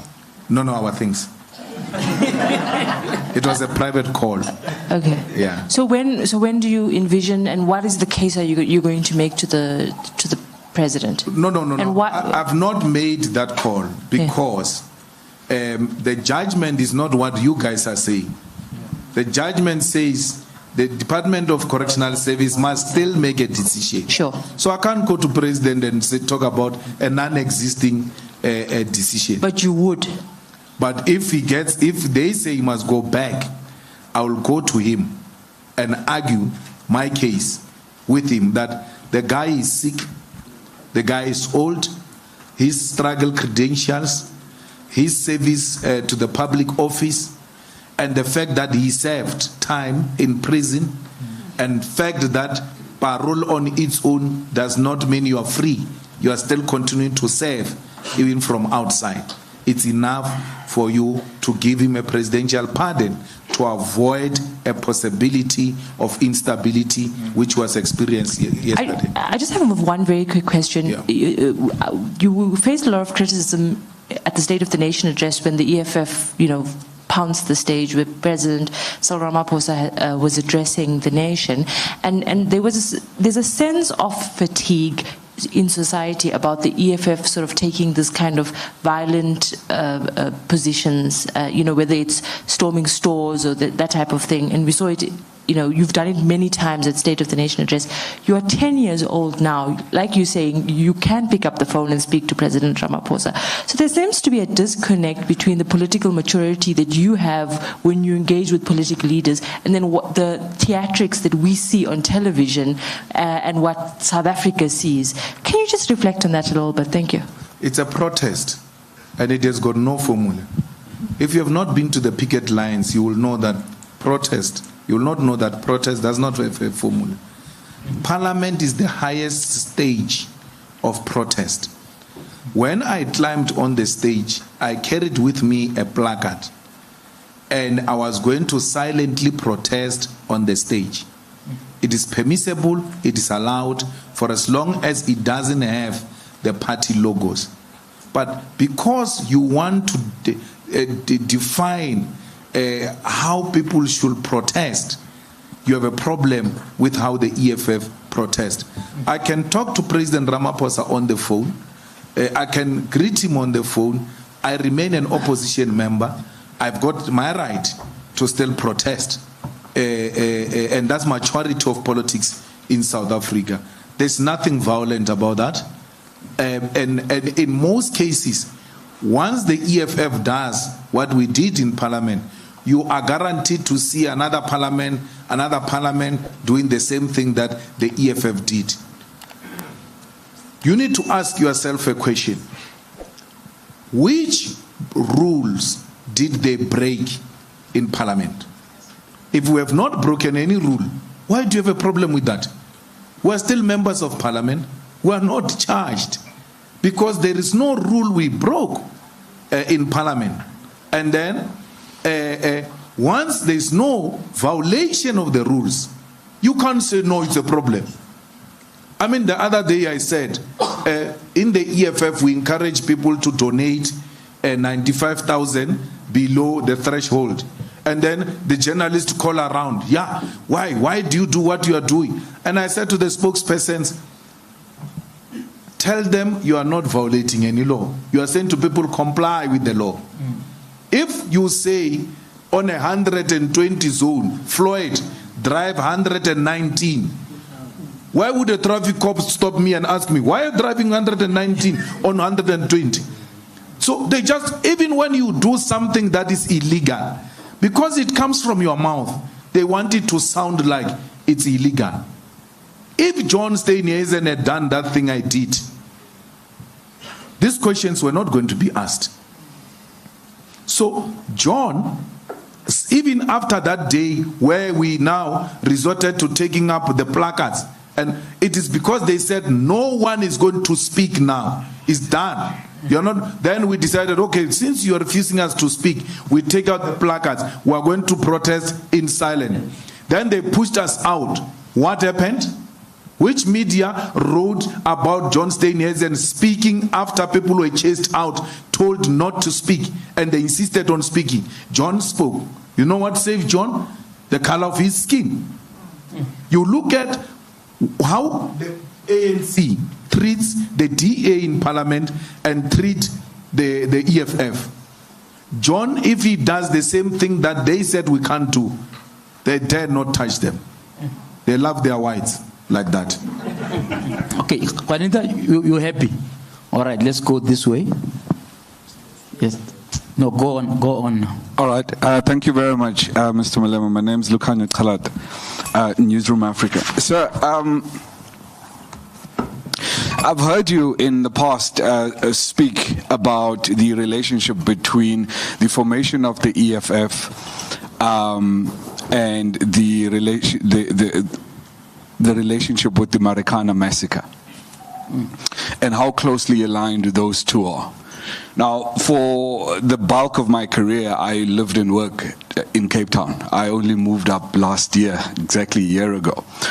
Last week, Tuesday, I had the opportunity to travel to Marikana to go and do a site visit, actually, there. And we went and we stopped the car. And, you know, I was surprised at we were able to literally just drive and park our car on a space that should be a sacred space because of 34 people were massacred on that space. And we parked, and I didn't know that we were actually on the space. I had to ask around as to where's the site. And then people said to me, no, this is, you actually on it. And the thing that struck me while I was there is a conversation that I was part of, and you mentioned the relationship between the EFF formation and Marikana. But I looked around and there wasn't a single plaque or a cross or anything that kind of recognizes that space for what it is. And there's a bit of a disjuncture for me there, Mr. Malema, because you speak so well about speaking for the African. And yet at that, on those hallowed grounds, if I may refer to it like that, the EFF hasn't done anything to memorialize those lives that were lost there at the guns and at the hands of the state, which makes me think. And then now again, like the EFF is going to bring a rally there.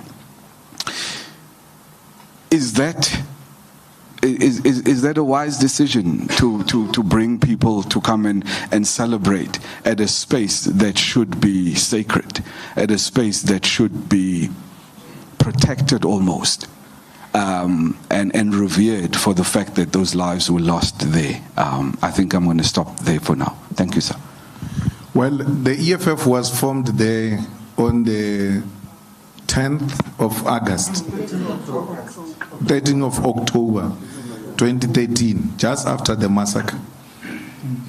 Because we have taken a conscious decision that that name must never be forgotten. And that to stay away from Marikana will be allowing those who want the name to be forgotten a space to close that chapter. So our constant revisitation of that place is to keep the name alive and for generations to know that people were killed here. There is a call by AMCU that the government must do some development there to declare that place some sacred place and declare the 16th of August the Workers' Day, because workers were killed on that day. So we don't want to make it political by putting something EFF. We want everyone to feel free to contribute to visit without aligning that space with political party. And we are happy that AMCU is actually taking those initiatives. It has made that call, and we are supporting them. That it must be a sacred place, it must somehow be fenced, it must be protected, so that generations to come, they can be reminded of the bad things that happened there under the current government. I don't see it happening because this government will not want to put a memorial which is going to say they are the ones who killed people. It will need a different kind of government. These things that we are talking about with JJ, about the cardinal pillars and this and that, part of the demands would be, we need that place cordoned off and some particular memorial put with the names of those who died there for generations to come to know that one thing terrible happened here and it's not worth forgetting. So our going back there, firstly, is to just retrace our steps, because that's where we're publicly launched as the EFF. But secondly, is to keep the name Marikana alive. And then, if I may, sorry, yeah. I've noted you. I'll come to you. Do you want? I'm happy to give it to you. All right. If I may, Mr. Malema, and then let's then talk about the issue of justice, particularly for those miners. We have seen over the past few years almost, just the lack of justice that has,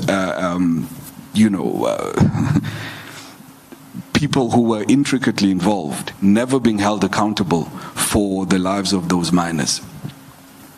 And it seems to me that unless we really deal with that issue of justice, the issue of Marikana, it's always going to become this very sad moment in South African history. But yet, again, people never being held accountable. I mean, you and I have had separate discussions around, apartheid-related murders and all of those kinds of things. But this is an incident that happened under the watch of the African National Congress. And what does the EFF, what can you do, what will you do in terms of ensuring that the people that were responsible for that massacre, which is not very different when you compare it to Sharpeville, it's basically the same thing. But what do we then do in a democratic constitutional republic to hold those people accountable for the lives that were lost on that day? Thank you. I think one of the things people don't know, Floyd, is that when those workers were arrested, they were taken out of prison by us. We got them lawyers, took them out of prison. The first memorial service of a Marikana massacre was organized and paid by us. And all those people who spoke, they spoke on our invitation, including President Matunjo, by the way.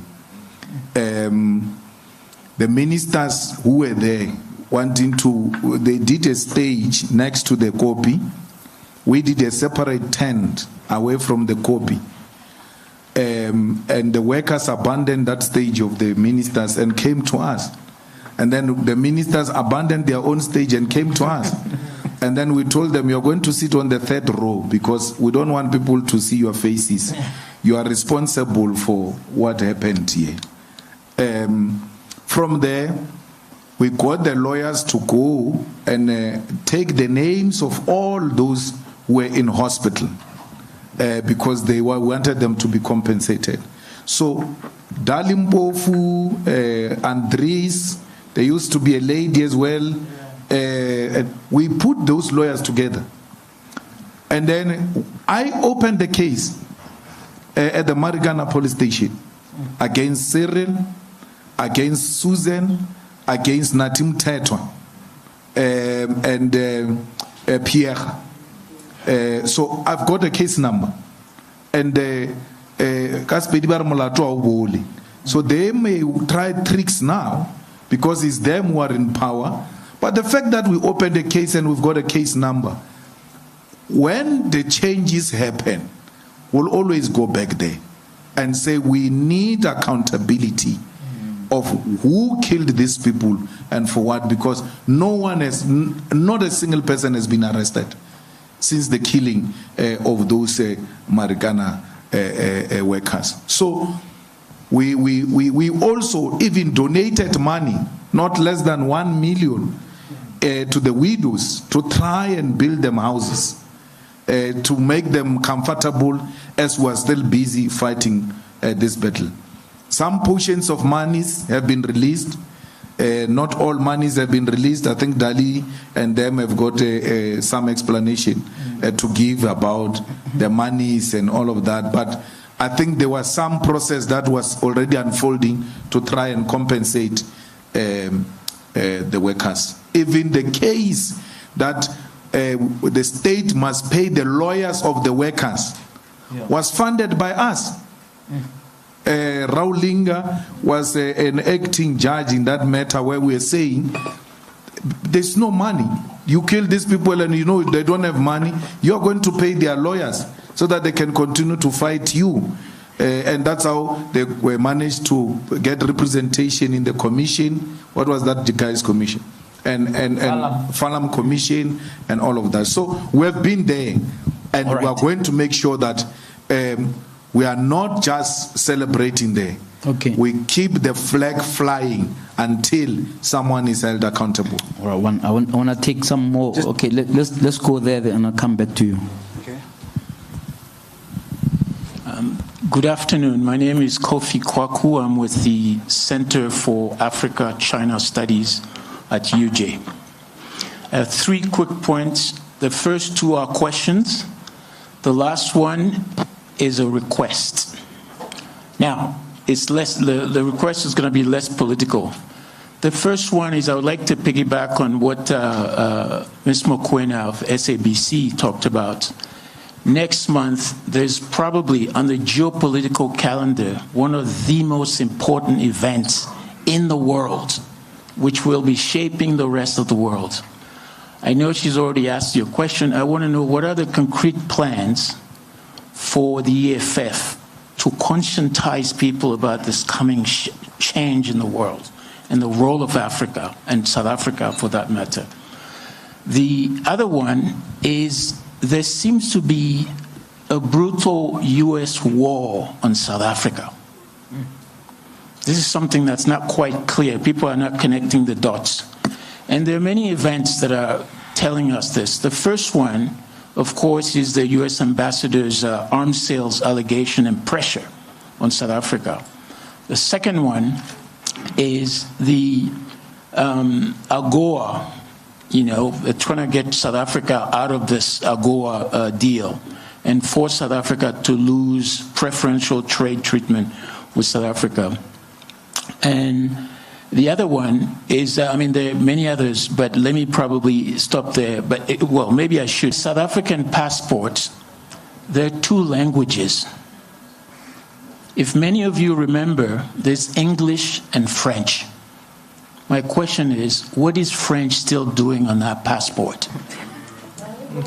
Can the EFF take this as a serious matter and find an African language on that? Thank you.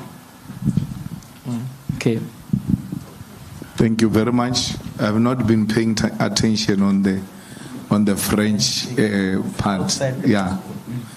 But it's a very interesting point that we will take up with the authorities. I fully agree that there is a war by the US to undermine the sovereignty of South Africa, because by threatening us to take a position or else we're losing the benefits of AGOA, is to try and dictate a foreign policy. And the current government has got a duty on its own to defend its sovereignty by standing firm and say we are non-aligned and we are not going to be bullied by the USA to take side on its war with Russia, because we know for a fact that it's not Ukraine. It has got no capacity, none whatsoever. It's a war that is being fought by the US against Russia through Ukraine and NATO. So far, under very difficult circumstances, because we are not led by decisive leadership, so far we are trying to do best with the current minister, who from time to time try to push and defend the sovereignty of South Africa, because that is very fundamental. If we let go with these benefits that we seek to achieve from AGOA, then we should know that our foreign policy positions are decided somewhere else, and therefore there is nothing sovereign about South Africa. We can just close shop and allow America to send the notes for us on what to say and not what to say. So our existence is to guard against that and put pressure and ensure that the sovereignty of South Africa, it is protected. The summit indeed is present different dynamics in the world, and we are happy and we're educating our people about these issues that are taking place. Especially one of the issues that we are interested in is doing away with the dollar as a middleman, and that discussion is very, very important, that we follow it up and support those initiatives, because why should we trade with someone else's currency when we have our own currencies? So the world will be sitting, trying to come up with alternatives in terms of the geopolitics, and South Africa is ready to receive the world and contribute positively towards changing the dynamics in the geopolitics. Good. Let's come back here. Thank you, JJ. Mr. Malema, my name is Zain Samar. I'm from New Zealand, Africa. Just a quick question, one question from me.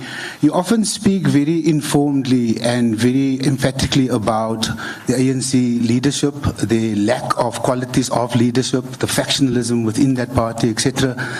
Obviously, given your own intimate and extensive relationship and participation in that party, I wanted to ask, and also given your intention to, when and should it happen, with regards to the former president, that you will petition Cyril Ramaphosa for a potential pardon. All of this in an attempt to create stability. What I wanted to ask you, Mr. Malema, is given 2024, and the fact that this is the first time that there's a real possibility, if one believes all the analysts and everybody else, that the ANC will be pushed under 40%, which would obviously necessitate a different kind of government. Are you, given your intimate knowledge of the ANC, are you concerned that at any point the current crop of leadership is prepared to hand over that kind of power? Are you prepared? Are you concerned that, given your intimate knowledge of what happens in Zimbabwe and how ZANU-PF has, in your words, rigged elections, are there concerns on your part that these might be dynamics that we're going to have to contend with come 2024, given the kind of a national dynamic, given the kind of political situation as it is unfolding in the country today? Well, we in the EFF are investing a lot of resources in the party agents. We need to train party agents, and that's why it's important for opposition parties to work together so that we look after the votes of every opposition. Because others may not have the capacity to be in all the voting stations. So instead of coming together now and work together towards defeating the ANC, you find a situation where people are fragmenting the opposition. So we should consolidate every little resource we have and then go and look after our votes and make sure that every vote that belongs to the opposition, it is protected. And EFF party agents must look after the DA votes if the DA does not have the party agents, so that we avoid a situation where the votes are stolen. Because I'm convinced in the previous elections, 2019, votes were stolen here in Gauteng. How do you win the elections with 50.1? What do you call that? And by the time they said the ANC won the elections, Paul Machatile had called us to Saxon Hotel, coming to negotiate a coalition, and said, guys, the results are in, we've lost. Are you prepared to come to party with us? And then we said, no, but what do you mean you have lost? The results are not out. He said, we've got party agents everywhere. We collect before even the IEC announces the official results. The ANC results are saying we've lost. As we're talking, he takes the phone call. They call him. He goes outside. And then he comes back. He says, no, we made it. Yeah, but yet he had conceded and he had called us to a meeting in Saxon Hotel. So they didn't win Gauteng. And you know what they did? If you remember, they sent soldiers into Alexander. And I said, we accept these results because I'm not going to put the lives of our people in danger for the sake of the votes. But equally, the EFF did not have a properly oiled machine.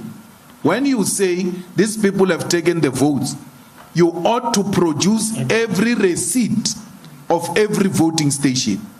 So now we are going to employ this guy who was in the IEC, Terry Zelane, to go and appoint EFF party agents and train them. And he must have the means with them in all the voting stations. And if it means we must pay money, we'll pay money for voting, for party agents. Because they don't play. So the only way to succeed is to defend the votes and is defend them with evidence. Because you are not going to just start a war here and say people have stolen votes, and then when they say produce, you have nothing to produce. Do you have confidence in the IEC, in simple terms? We have no option, Shem. Okay, so you're happy? All right, let's see who's next. Okay, let's go over there. Go ahead. Just I can't see anything. Just introduce yourself. Thank you. I'll come to that. Thank you, JJ. Oh, I'll give you. Don't worry, you all talk. We still have an hour. Yes, go ahead. My name is Madume Chatobagale, CEO of Kasi Broadcasting. Ke kula bulela mo ka dilo tše pedi tše tharo. Mara ye kgolo e tantšantšhedi molaodi wa o mogolo wa banola ditokelo tša moruo wa naga. Ke ya gore maabane ke kula bolela ka gore EFF e na le naga, e na le farm, ebile la ba la slaughter gona. Ebile la mathomo ke kwa taba e. Bale putšo ka gore na ka ntle le farm eo le Winnie Mandela House, what other strategic assets does this EFF have? That's number one. Number two, ogola ka fase ga tlhokomelo ya koko Sara wa re tloetse gone bjale ebile ra ba le mme Winnie Mandela le ra re tlohetse. At that particular time, you were busy, ebile o sa le busy ka go godisa EFF along with the other leaders of the EFF. Now, pitse go orna situation e ka mo ga o tloela ke batho ba bagolo ba o thusa mo go bona. E go tshwere bang le gore o be motho o leng moetapele o leng yena gone bjale, and as you continue. Ya mafelelo ke mabapi le BRICS invitation. The question is, are you invited to the BRICS? That's number one. Number two, if you are invited, what role are you expected to be participating on? And then what is that the EFF, if they're invited and the role is going to be there, what is that the EFF is going to be contributing? And lastly on that one is, what will be the benefit of us as South Africa? Thank you. No, really, Mushabi. Munola again to a Halig Mushabi.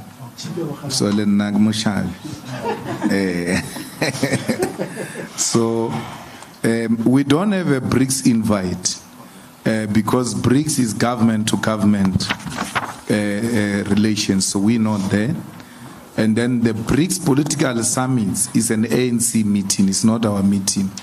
So the ANC decide who they invite and who they don't invite. So you can't be complaining that the ANC doesn't invite you to their own meeting. I mean, we have our own anniversary, we're not inviting them. So it's the same. So it's their own. So what they do, they call parties that are aligned to them from BRICS countries, and then have their own summit, political party summit. But it's not an official thing of the state. Only the August one is state to state, and we are in opposition, and members of parliament were not invited. Only the executive get invited. There was an attempt to take an initiative in Parliament where we said to Speaker Nosiviwe, please do the BRICS Parliamentary Summit, where parliaments of BRICS come together and all of that. But because they are lazy, she didn't do it. But we thought it was going to be an opportune moment for BRICS parliaments to exchange notes and ideas and experiences and share views on this or that issue. We own the farm. That farm that you saw, that's where we're going to build Winnie Mandela combined school. The primary and the high school, and the boarding. They will also have a boarding. And that school will take orphans from HIV and AIDS and COVID, because COVID has killed a lot of parents. So they will stay there. In the conceptualization, we also have a clinic, professional nurses and doctors and all of that, because I believe very strongly, and I tell Robert Gumede this, that there are black people with a lot of money, but they don't build schools. With lots and lots of money. And schools, that's where our problem comes from. Whatever we learn at school, we go with it to the grave. And that's where the desire to own school comes from. The problem that occurred, the reason why building is not up, we had 2 years of not doing anything. Remember that COVID took us out. But as we speak now, the plans have been approved. The contractor should be moving to site anytime from now onwards.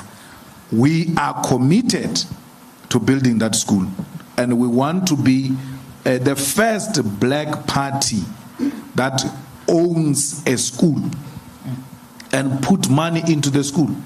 Because look at these African right-wingers. They build universities, they build schools. We don't do anything school. And then you look at the types of cars we drive. We look at the types of houses we stay in. if we cut anything we have by half, not all of it, and put together, we can build the most beautiful school. So, and in the same farm, we are going to build a hotel, a conference facility, where all national meetings of the EFF are going to be held. So they are not held at Winnie Mandela House. They are held at the farm. Why? So that the EFF can have a permanent relationship with that school. Because if they don't have anything that takes them there, even when the school dilapidates, they may not see. So you do something that will force them to go there. And because they go there more often, then they will be able to look after that particular school, even beyond Julius Malema. Because you don't plan it now, that because I'm here, I'll look after it. The other people may not share the same vision. You lock them into that vision to make sure that there is a permanent link. Later on, we can even sell the school back to the state and say to the state, buy the school, put it under yourself, but you must know we have this relationship with this particular school. And we've got the approvals from the family, is very happy. And that's what we want, a legacy of school. Many people don't have that. They've got legacies of cars and beautiful clothes and houses. Let us be the first generation of politicians who say we are going to use our own resources to build a school and even go beyond to ask others to come and help us to build this school. All right. Follow up? Yeah. Oh, well, you know, I always have tell Vianney that we are the elders now.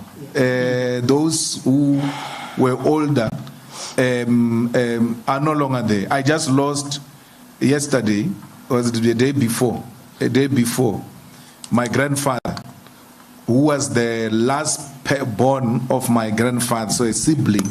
He was the only remaining link with the Malemas. So Vianney says to me, no, condolences, there's nothing we can do.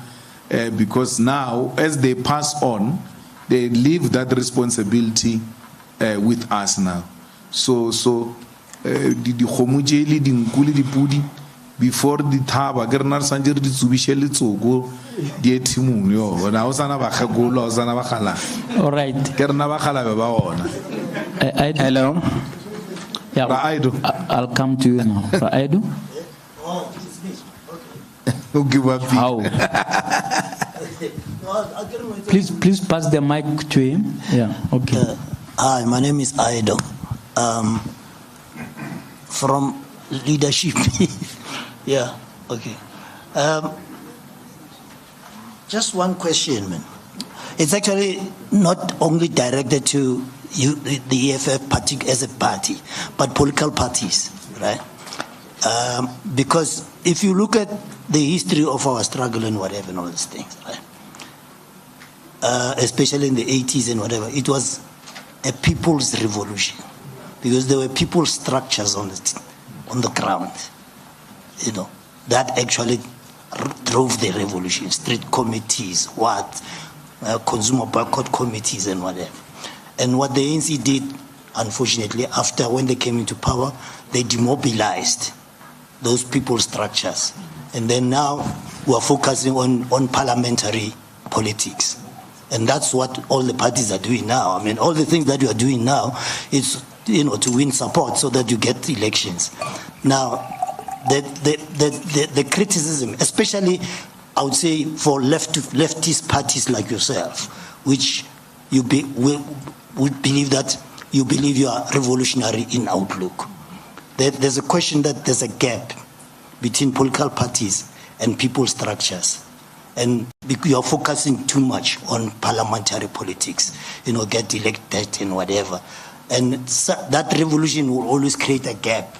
That approach will always create a gap between people, you know, and those political parties.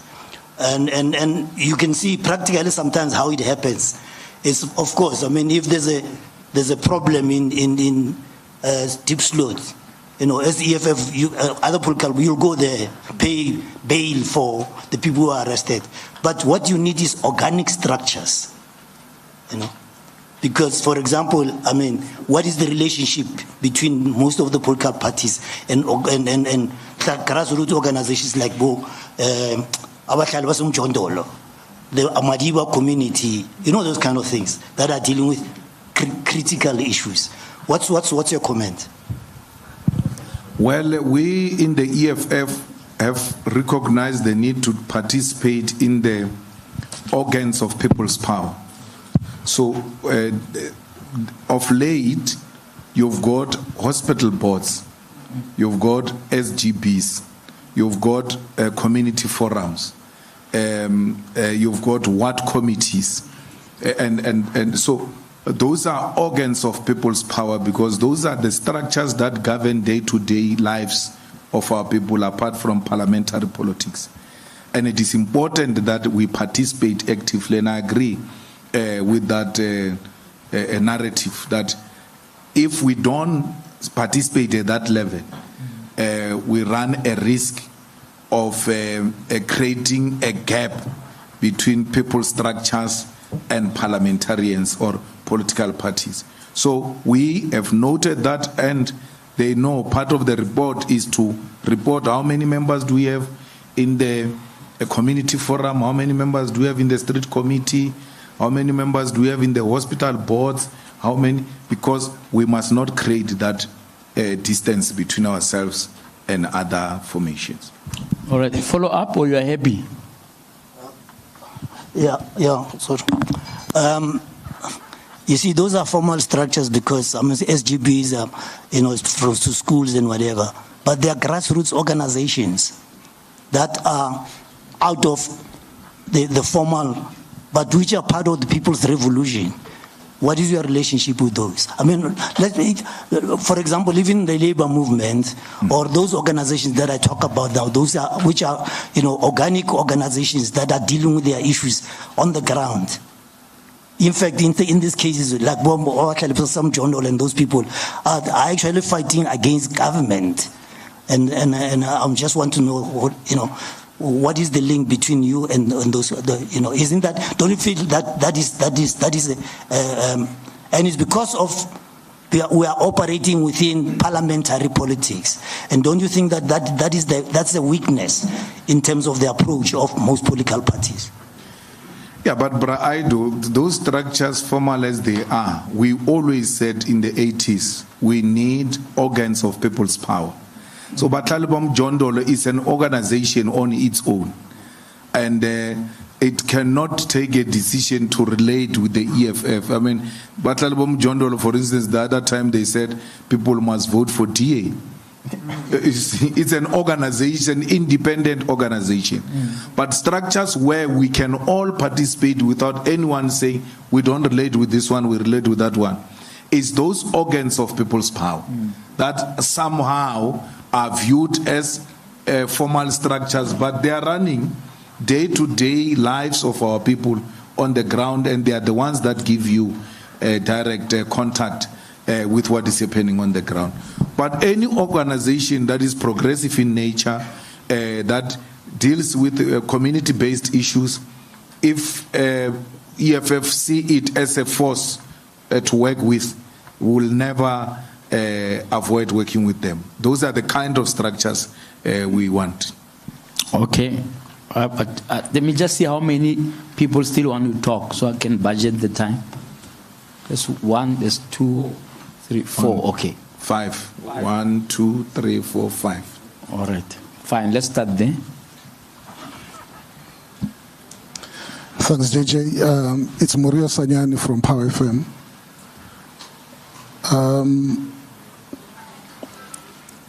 Mr. CIC, the EFF has pronounced that it is a government in waiting.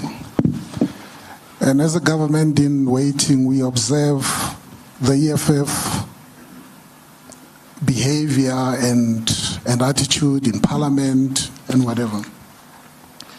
And through the Deputy President, Floyd Shivambu, when you tabled the motion for debate around the illicit financial flows. It was debated, but it is common cause now that South Africa is grey listed. And we are battling to control transnational crimes that are happening in the country. And it is a major cause for concern. So, beyond just raising or tabling such important motions in Parliament, do you think you have done enough from your parliamentary mandate of playing the oversight and holding the executive accountable? Whether you have done that effectively and sufficiently? And should you ascend to power after next year's elections, how will you approach this issue differently? And linked to that, your member in the Joint Standing Committee on Intelligence, Dr. Ndlozi, has expressed disquiet about the workings of the Joint Standing Committee on Intelligence. And the EFF, on several occasions, have not supported the budget vote on intelligence, because they say, there's no information coming, we don't know exactly what is going on, and so on and so forth. So, Mr. Malema, the question pertaining to the issue of intelligence, we have seen that through the Zondo Commission, but we've seen that our intelligence agents in the country have gone rogue on many issues, where even funds are stolen in Musanda, in local and foreign currency, which is quite unfortunate. So I think the thing is that how do we correct this rogue element within the intelligence services? And maybe linked to that, as a final point, Mr. Malema, it's decisions that are taken by the president, for instance, to classify some of the reports. We have spoken earlier about the July unrest. Task teams were set up, the one led by Sandy Africa, for instance. They came up with recommendations and so on and so forth. But on the intelligence report, the president decided to classify that report. We don't know what is contained in that. And it's interesting because initially there were talks that some high-profile NC members were involved in this attempted insurrection. So how do we, as citizens or as people who should hold the executive accountable, push to have those documents declassified? The last one was the Lady R controversy, where South African government was accused by US of loading weapons or supplying Russia with weapons and so on. Another investigation team was set up by the president, and he declared, I think also in Parliament or whatever, that report is classified. I mean, how do we hold the president accountable about that? What do we know? What is contained in that report? And finally, the parliamentary presiding officers, after that controversy with the Chief Justice, when he spoke about the laissez-faire attitude in terms of applying the recommendations of the Zondo Commission, they held a media briefing, and in one of the things talking about oversight, Mr. Malema, when the question was asked about the president, there are no mechanisms, like stricter mechanisms in Parliament to hold the president accountable. And they spoke about sending a delegation to the UK to study how the UK hold their president accountable. And I mean, so will the EFF support? They're talking about tight fiscal discipline, tight budgets, but now they're sending a delegation to England to study how they hold maybe Boris Johnson accountable, even though they fired him. Thanks. I hope your answer will be shorter than his question. Well, I think the one of the president is neither here nor there. We're not going to agree with that. So the trips in parliament are decided by who wants to tour which area. So if someone hears there is Maldives and he discovers it now, he's going to do some trip that goes to Maldives and say we're going to study what we're going to study. So I think Nozivio wants to go to London, and he says we must go to London to go and study how to hold the president accountable. We're not going to agree. We've made our point very clear already that there is no need. We're already holding ministers accountable here in South Africa, and we must just follow what is working and hold the president accountable. Well, I have no problem with classifying information, because there is a certain information that includes state security. But you cannot classify something that is in the interest of our people. Because if there were armaments that were sold, and the arms committee was not involved and all of that, you might want to tell us some parts of that report, not in totality and all, but you cannot disclassify, you can't classify illegality and corruption. That we don't agree with. And that's why our problem is in the Joint Standing Committee on Intelligence. We're being told to pass budget, but where the money goes, we don't know. You find there was a guy in Durban, I forgot his name, I wanted to call him by name. He's an Indian chap there, who puts the whole family as a spies. Yeah, and then he pays the money, And when you bring that to the attention of the Joint Standing Committee, they brush it off. And then they buy houses and then call them safe houses. And then they buy houses in the most expensive suburbs. You may find that there is a safe house in Sandest. But when you follow through, there is no subject that stays there. It's a minister or a deputy minister or some DG or anything of that sort. But that house is classified as safe house. So that is illegality. And that's where our battle is with them. That you refuse to account, and when we push you to account, you say no, these things are classified. And what is even worse, you can't get out of that committee and share that information. You're not allowed.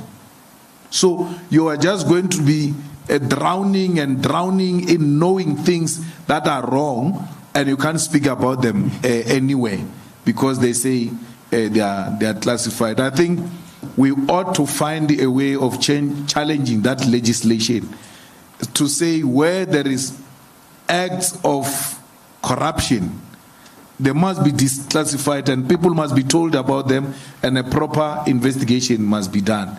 That's where the Inspector General of the Intelligence should come in to come and say, we should give him that information and say, but this one and this one and this one, we don't think they've got anything to do with classifying information for the sake of state security or secret. This is corruption and we want you to investigate. That's why there was a big fight on Inspector General. We fought because the person they wanted to bring in the form of the chairperson now of the Integrity Committee, French Gun, was going to be partisan, completely partisan. And they did not get the required numbers, and they had to abandon Chikane's name. But how do you bring a politician to become an Inspector General, where some of these things must be taken to, and say to him, these people are engaged in corrupt activities, please intervene and help the situation? You find him conflicted because is a leader of a political party. The illicit financial flows are the ones that led to us being grey listed. That's our struggle. It's a permanent war that we are fighting in the Standing Committee of Finance.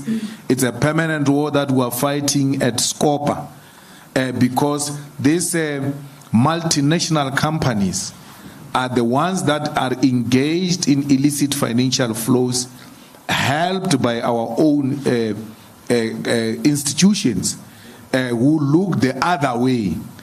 And when that information comes to our attention, we are the only party that has challenged the issues of illicit financial flows, and we have not abandoned them. And what is even shocking is that when we raised this matter of illicit financial flows, members of the ANC did not know what we were talking about and even asked us to run workshops for them on illicit financial flows because they have no idea how it affects the country and how does it work. It's a reality we are confronted with. Thank you. Morio, you're happy? Yes, sir. All right. There was a hand this side, persistent hand over there. Thank you very much. Professor JJ Tabane, I pay my respects. My name is Sihla Ngule Siwisa. It's a pleasure to be able to address the CIC. I'm from the Eastern Cape, and I'm not a member of the EFF. However, because this is a frank dialogue, I want to say that I have observed the evolution of your maturity as a leader over time. I first saw you on our television when you were leading a march here, COSAS, that became violent. And you spoke, and you were a young lion, even within the ANC. You know, I think you'd also admit that there were moments when elders abused the youth for their own ends. And I think that's part of the reason why we're here now, because the minute you bit the hand that sought to direct you, then you were defenestrated from the ANC. Ironically, I think the trauma of being cast out of the ANC gave you and your capable collective an opportunity to introspect, to pause, reflect, and renew. On my way here, I was driving behind a taxi, and it has the inscription at the back, Basheshe Bashlega, which means we laughed too soon. And there was a moment when, you know, the discussion of your woodwork and many, many other things made you a laughingstock on social media.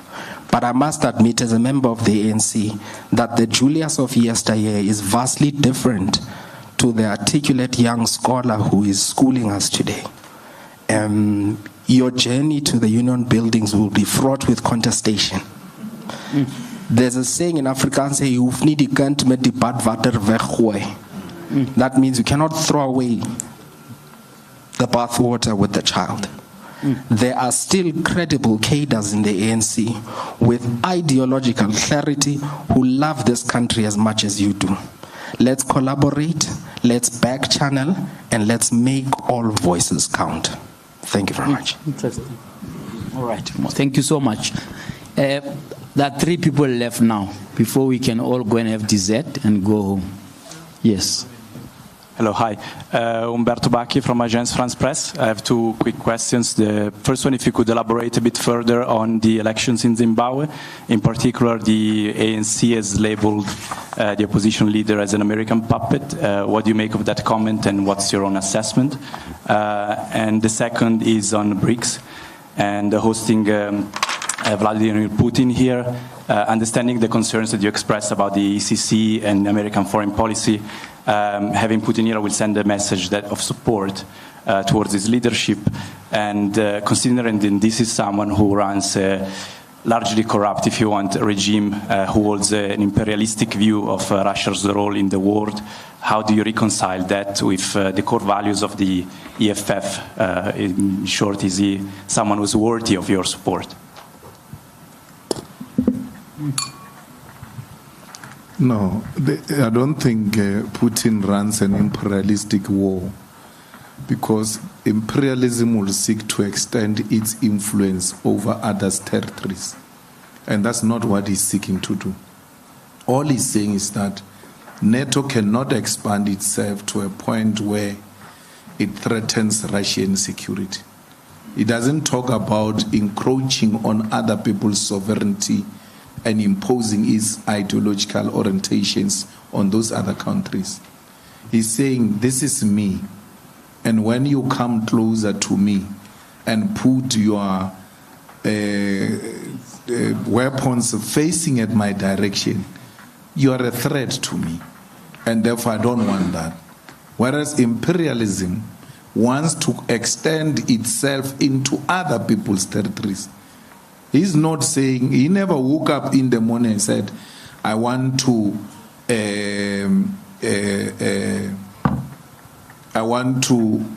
annex Ukraine and make it part of Russia. All he said is that your joining of NATO is a direct threat to Russia and undermines many other treaties which made a commitment that NATO will not extend to that particular direction. And that's all. And I always say to people that you always say people have a right to choose what they want to choose and all of that. If NATO decide to choose to join, I mean, if Ukraine decide to choose to join NATO, what is his problem? But what if you go to bed one day and then your wife comes to bed with a knife and say it is her right to choose what she wants to sleep with, and then she's going to sleep next to you with a knife? You can't allow that. There's not going to be sleeping that day. No one is going to sleep in that room.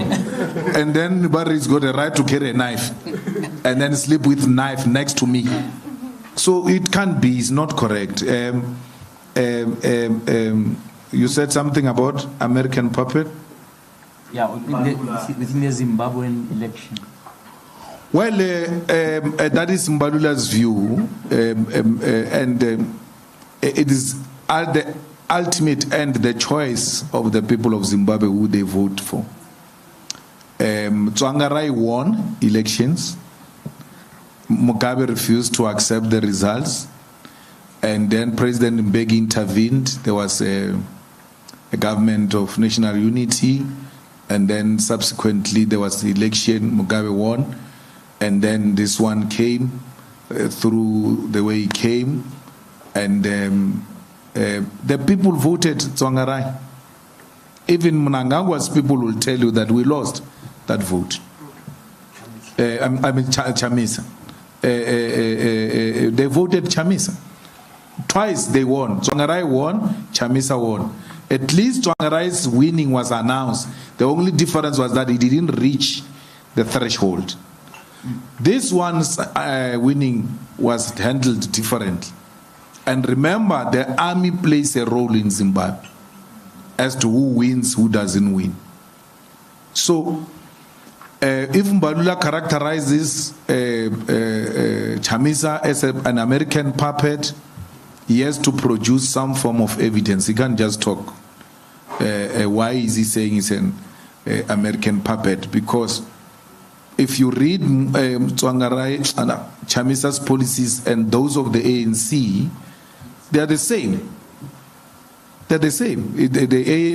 Chamisa, the ANC, and DA, they all sing from the same hymn book. So why would he, who is he to tell us that Chamisa is an American puppet? The ANC has been the British puppet from its formation. The ANC had a thing in, was it constitution, protect the Queen, in its constitution at the formation of the ANC.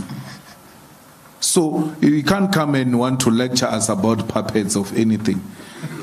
If the people want Chamisa, they must vote Chamisa. If the people want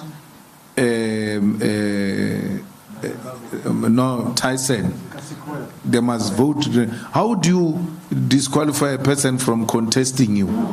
It's already a sign of panic. Because if you don't doubt yourself and we're talking democracy, open the field. Let everyone contest. Why are you scared of Gasukweri?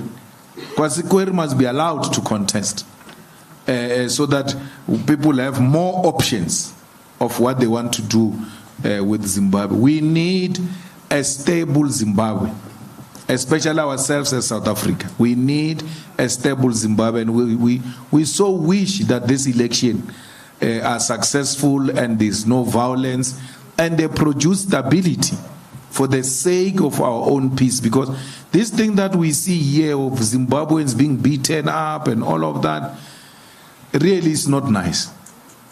It's not nice. So a functioning Zimbabwe will lessen some of these xenophobic tendencies that we come across from time to time. If you're happy? Yes, thank you. All right. I think there's 2 left now, okay? No, there's a woman here. Are there other people? No, there's a woman here. This side has been. Yeah, there was a All right. Okay, let me take one and I'll come back to this table. No, thank you so much for the opportunity. Mr. Malema, in provinces where the ANC has... Sorry, introduce yourself. With UFM and Newsnote, I'm sorry about that. Where the ANC has displayed serious weaknesses in electoral politics, Free State, Northwest, Mudimule, Mokopong, you would know that even in Rustenburg, they are running the municipality with just 1 vote and for a 3rd consecutive term. How has the EFF failed to take advantage of that situation and get at least 1 or 2 municipalities? And then secondly, in relating to your internal democracy, I've heard you on several occasions, I think it was in Limpopo, I forgot the other province, where you were cautioning delegates to a provincial assembly to say you are electing people that are incompetent. They fail here and you take them to a higher role. How much of a frustration is that for the EFF, and is there a way that you think you can manage it without necessarily imposing individuals? And finally, you spoke about discipline as being one of the attributes that identify the EFF. Most political parties are struggling in this country. When they are going into a meeting, resolutions have already leaked, they are online and so on. I must say, as a journalist, that I hardly ever see that with the EFF. How do you get it right? And also just take the opportunity to explain this idea of discipline in your terms as the EFF, because others would then say it's a cult, he speaks alone, the rest can't speak. I think you can just speak to that. Thank you so much. Okay. Thank you. No, discipline is what will run any institution. In the absence of discipline, you can forget. You mentioned the radio where you come from. Imagine when people do as they wish there, because if you implement discipline, they will say it's a cult, it speaks alone and all of that. I think that the people who know the leadership of the EFF from when it started until now, there is no way you can speak alone. The reason why they joined EFF, part of it is that they are just defiant in nature. That's why they were like, yeah, we're going to the EFF, so what? So you can't speak alone. Discipline is what makes everything work.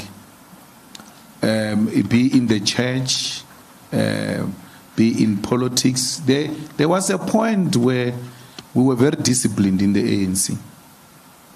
We knew leadership, and then we knew when the leadership will speak, and when the leadership speaks, we all listened.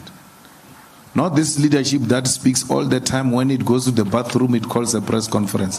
When it goes to the bathroom, it calls a press conference. No. It's tiring.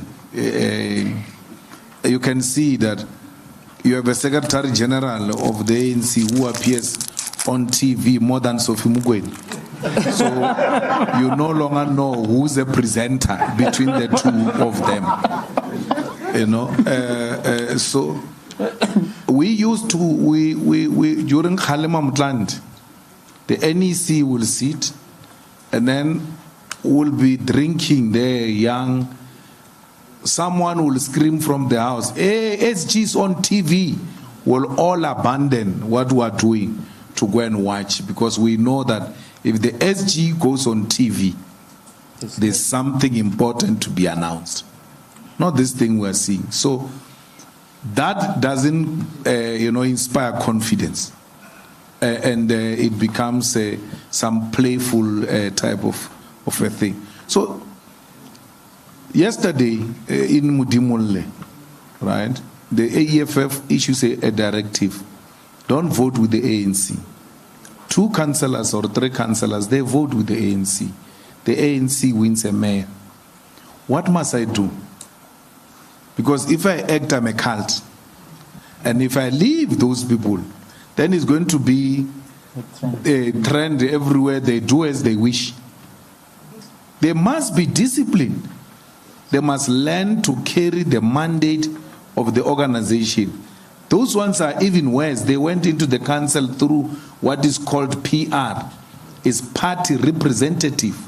You carry the mandate of the party. If you are a ward councillor, you can say, no, but in my ward they are saying. But when you are PR, there is no word. Only the party tells you what to do. And they've not done it. And I don't think they should wake up the following day as members of the EFF. They must be suspended with immediate effect, so that whoever tries to do that knows that there is discipline in the EFF. And this ill discipline, what makes it even more painful of this nature, it has got money in it. Where people are given money to vote in a particular way. So how are you going to have an organization where people are bought with money and don't follow the party line? So you need to nip it on the bud. And that's what the EFF does. My brother, elections are very difficult.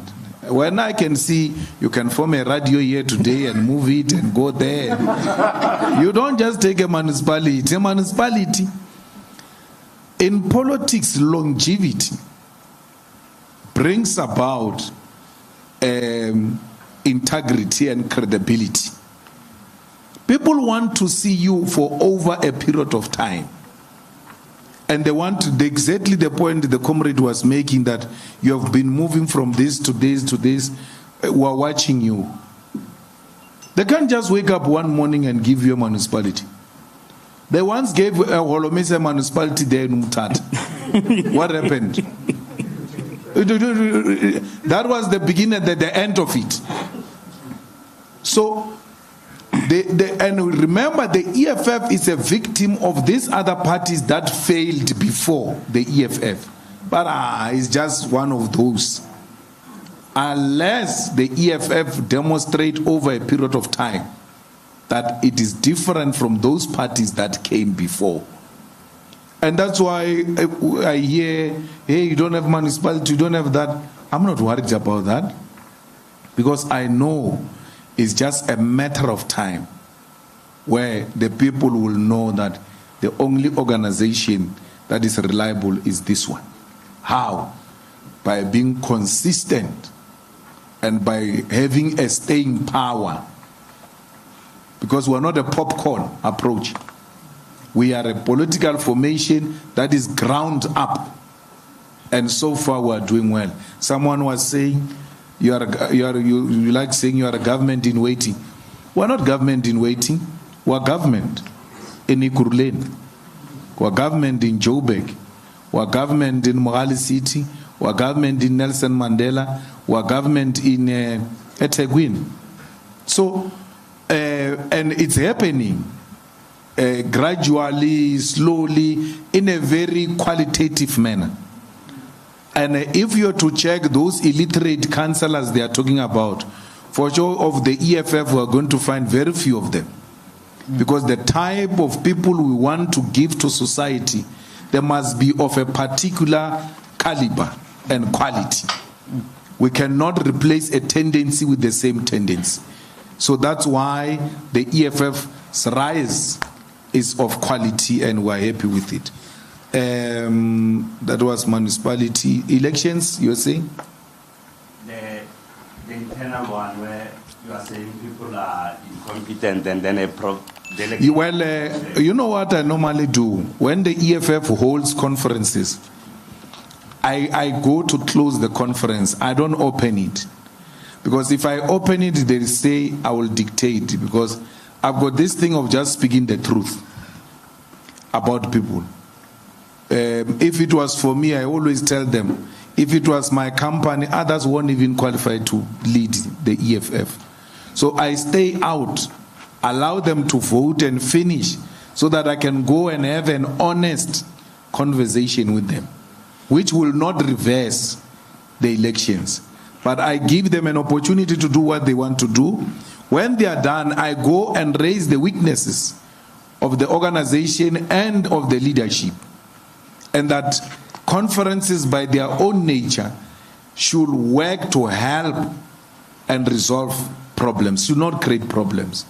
But I don't want to be seen to be interfering. They all went the conferences of the EFF without me speaking before the elections. I allow them to do conference, elect and all of that, then go after to speak.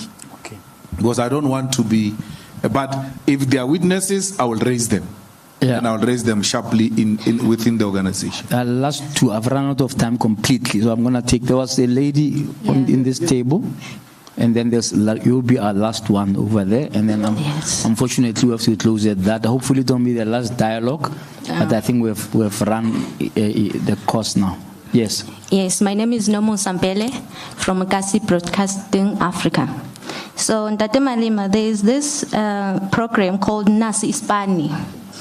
Yeah, where is it coming from, and is it from government or municipality? And this thing, age restriction. So I found it weird, Guti, people at the age of 36, they can't apply for job, good government. So EFF, about this whole age restriction and these jobs, etc. And my second question is, since we were speaking about building a school and farming, is there any way maybe your party works together with our educational system on teaching abantwana basesebancane ukulima instead of teaching them how babies are made at the age of 10? Yes. Thank you. No, I agree with the last part. Ours is in a farm, and agriculture will be part of what we are teaching our kids, because our first non-negotiable cardinal pillar is the land. So you can't, when you are fighting for land, not teach people how to use land in a beneficial way. So we've taken the school to the farm, and we will make sure that agriculture is part of that. Nasi Spani, it's a criminal activity of the ANC and Maneza, because it's hiring those campaigners of the ANC. They want to get volunteers of the ANC, put them in the payroll of government. Then when posters time come, they release them. When door-to-door comes, they release them. When marches come, they release them. So it is not a genuine thing. But in terms of age restriction, the president was speaking in one of these imbizos. He said he's going to remove the age limit. People must apply and all of that. But Maneza is coming with that for ANC purposes. It's just that there's that thing that exposed Besta, that what do they call it, ground up or something. Ground up. Yeah, ground up. Ground up must just go and investigate those people. Those people who say the guys who are employed, let's get a list of those guys. You're talking about the police volunteers. Those ones of Maneza. Yeah, I agree. He did the police. Yeah. Then he did Nasi Spani, where we are going to drop the CVs. Yes. Yes. But they've not appointed the people. Yeah. I think they're closing dates. When you know what they did? People went to drop the CVs. And then those CVs were abandoned. The real CVs were delivered. Sure. They were filmed delivering the real ones. Yes, of cadres. So, if you go to those police of Panyaza, is either that person is going to be the secretary of the Women's League, the chair of the Youth League, the additional member of the ANC. Come on, all the 6,000. Yeah. Yeah. All of them. All of them. Now, as we speak, there is a crisis on the ground. That where are these police coming from? They were hired how? Yeah. So the ANC, they take the branches and then they say, we've got so many branches. This branch will give us 10 CVs, this one 20, depending on the size of the branch, like that. Then they get that 6,000, then submit it. Then call all of us to submit. Can't the real stuff has happened? Then call all of us to submit. That is in relation to elections. They are preparing elections. Yes, because no one wants to volunteer for the ANC now. They say, no, we've been volunteering. People come. They are the ones who take opportunities and all of that. So you have to find a creative way.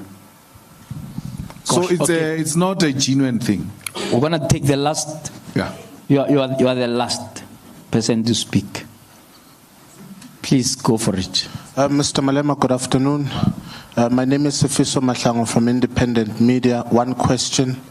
In 2012, Ian Khama, President of Botswana, then President of Botswana, declared you an illegal immigrant.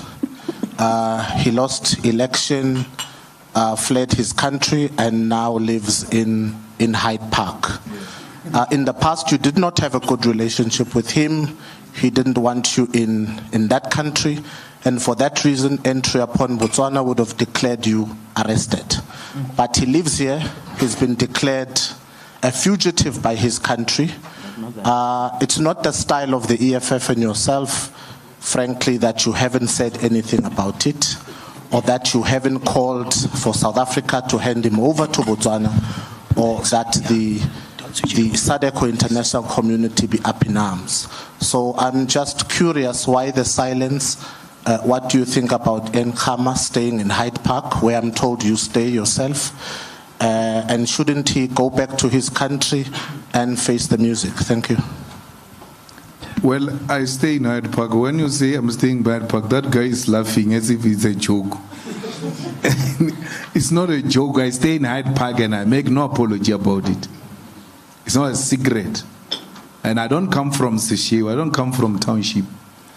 My grandmother comes from a place called Disteneng. Disteneng is a town. So when we claim land in my family, we claim land in town. I don't come from a township. Where they've built town, that's where I come from. So my coming to Hyde Park is coming to where my grandparents come from. I make no apology about it. So don't even laugh with me trying to think you are creating some bad image about it. And I've stayed there. For sure you were still in high school when I was staying there. It's not a secret. So Ian Khama, you know that time a lot of them declared me persona non grata. Lungu didn't want me. Ian Khama didn't want me. Muswati didn't want me, and all of that. And one day when I went to Lesotho there, that Ian Khama comes to greet me. I'm like, this guy, there's no problem. Like, and you know, you are in a foreign land, you don't want to be bringing attitude in other people's countries. I just cooperated. But he has not been an issue to us. And if indeed he's a fugitive, he has to be taken back home. But Ian Khama has never been an issue. We have never entertained him. Even when he was banning us in Botswana, we're like, what are we going to do in Botswana? To do what? To look for what? So I appreciate that information. because it means I must go and look for him now. The hunter becomes the hunted now. So I will make a follow-up with the police. He doesn't stay in just Hyde Park. He stays in Saxon Hotel. Sure. Yeah, he stays in Saxon Hotel. I know his address, so I will ask the Minister of Police if they are looking for him. I will show them where he stays, so they can go and fetch him and send him back there. They are looking for him. So I know that, but it was one of those things where a person just gets threatened by non-existing thing. You know, I was charged by the ANC for saying Botswana has got an American base and poses a threat to South Africa. Mbalula repeated it a few days ago. Mbalula said Botswana is a threat with an American base. He's not charged. But I was charged for that. And that one didn't want me for that. Because I said we need to remove the government of Botswana through the people of Botswana and put a government that will dismantle that base, which is putting a threat on the whole of SADC. Because a research was conducted, the landing strip that is there in the army base of Botswana, they say it can land a fighter jet which can take less than 2 minutes if it wants to hit the Union building. So if America says we're fighting South Africa, it doesn't have to send anything from Washington. They are here already. And that's what Putin doesn't want in Ukraine. They want to do what they did here in Botswana, in Ukraine. We allowed it. And our position as the EFF is that that army base must be removed because it poses a threat to SADC. And he didn't want me to say, he banned me for my political opinion. I didn't say we're going to bomb Botswana or anything of that sort. But he was threatened by the honesty that we shared with people. All right. And people need to know that there is a base here which can flatten South Africa in less than no time if America decides to fight with us. It doesn't have to move anything from Washington. Actually, by the time we assemble, our equipment will be gone. Final word as we close, and I want to link it to that question, migration. What I can see now that parties are lining up. If you listen to Gaten McKenzie, now the ANC has gone into NEC now to say they're changing tack on migration. If you were to govern with your views about Pan-Africanism, open borders and so on, how do you tackle the issue of migration? Briefly as we close. What migration? Because there were no borders. Your problem is that you are saying you don't want colonialism, but you embrace the borders that were brought by colonialism here. Amen. There were no borders here. There have never been borders here. And that, is it Berlin Conference? It's not long time ago. It's traceable. The borders started then. The people will never leave their countries to your country if their economy and their government is working. Limpopo is very poor. There is no border between Gauteng and Limpopo. But Limpopo people have not left Limpopo to come to Gauteng. Yet Gauteng has got more resources. Why can't they leave Limpopo and come here? If these people wanted to come here, this fence was not going to stop them. No one wants to come here. They are coming to look for opportunities, and that's what we must encourage with all of you, especially the unemployed youth of South Africa. Let Africa be your playing ground. We were conditioned to think that we are superior and we are a country that is defined out of the continent. There are many countries in the continent that are doing so well. And they can use your skill, and they use dollars, by the way, some to pay. Okay. So our position didn't change. All right. I have no time for borders. Why? I have no time for colonialism. How do you say to me, go and change French on the passport, and then come at the same time and say, we're in Zaningama port?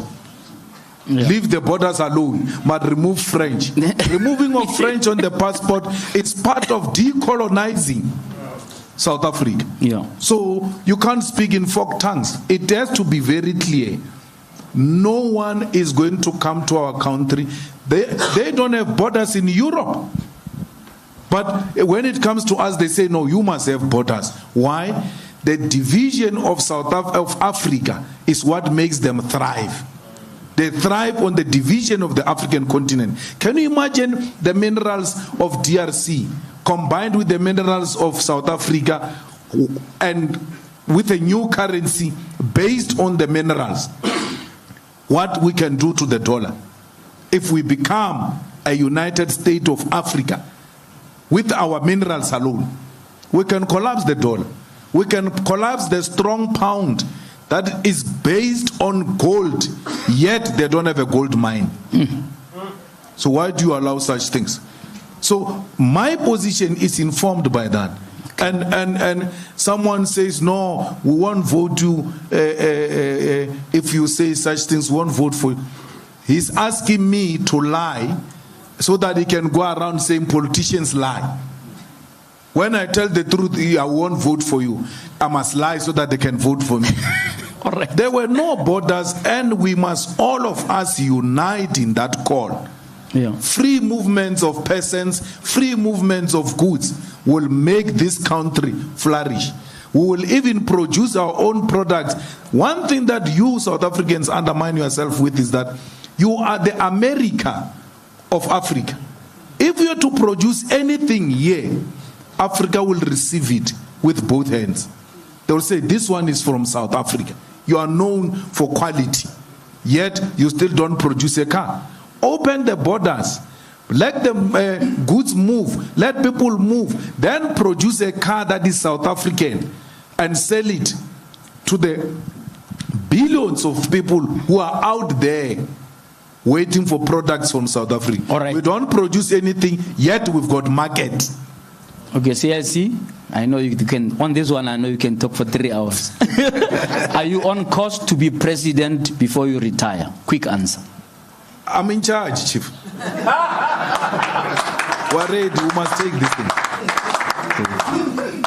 CIC, thank you so much for being part of this dialogue. And hopefully it's not the last one. And all the best with 10th anniversary of EFF and all the celebrations that are coming up. And to everybody here tonight, thank you so much for being here. Kofi FM as well as Alex FM who carried this live. Thank you, and all the other media who are here. Thank you, ladies and gentlemen. Thank you. The session is adjourned.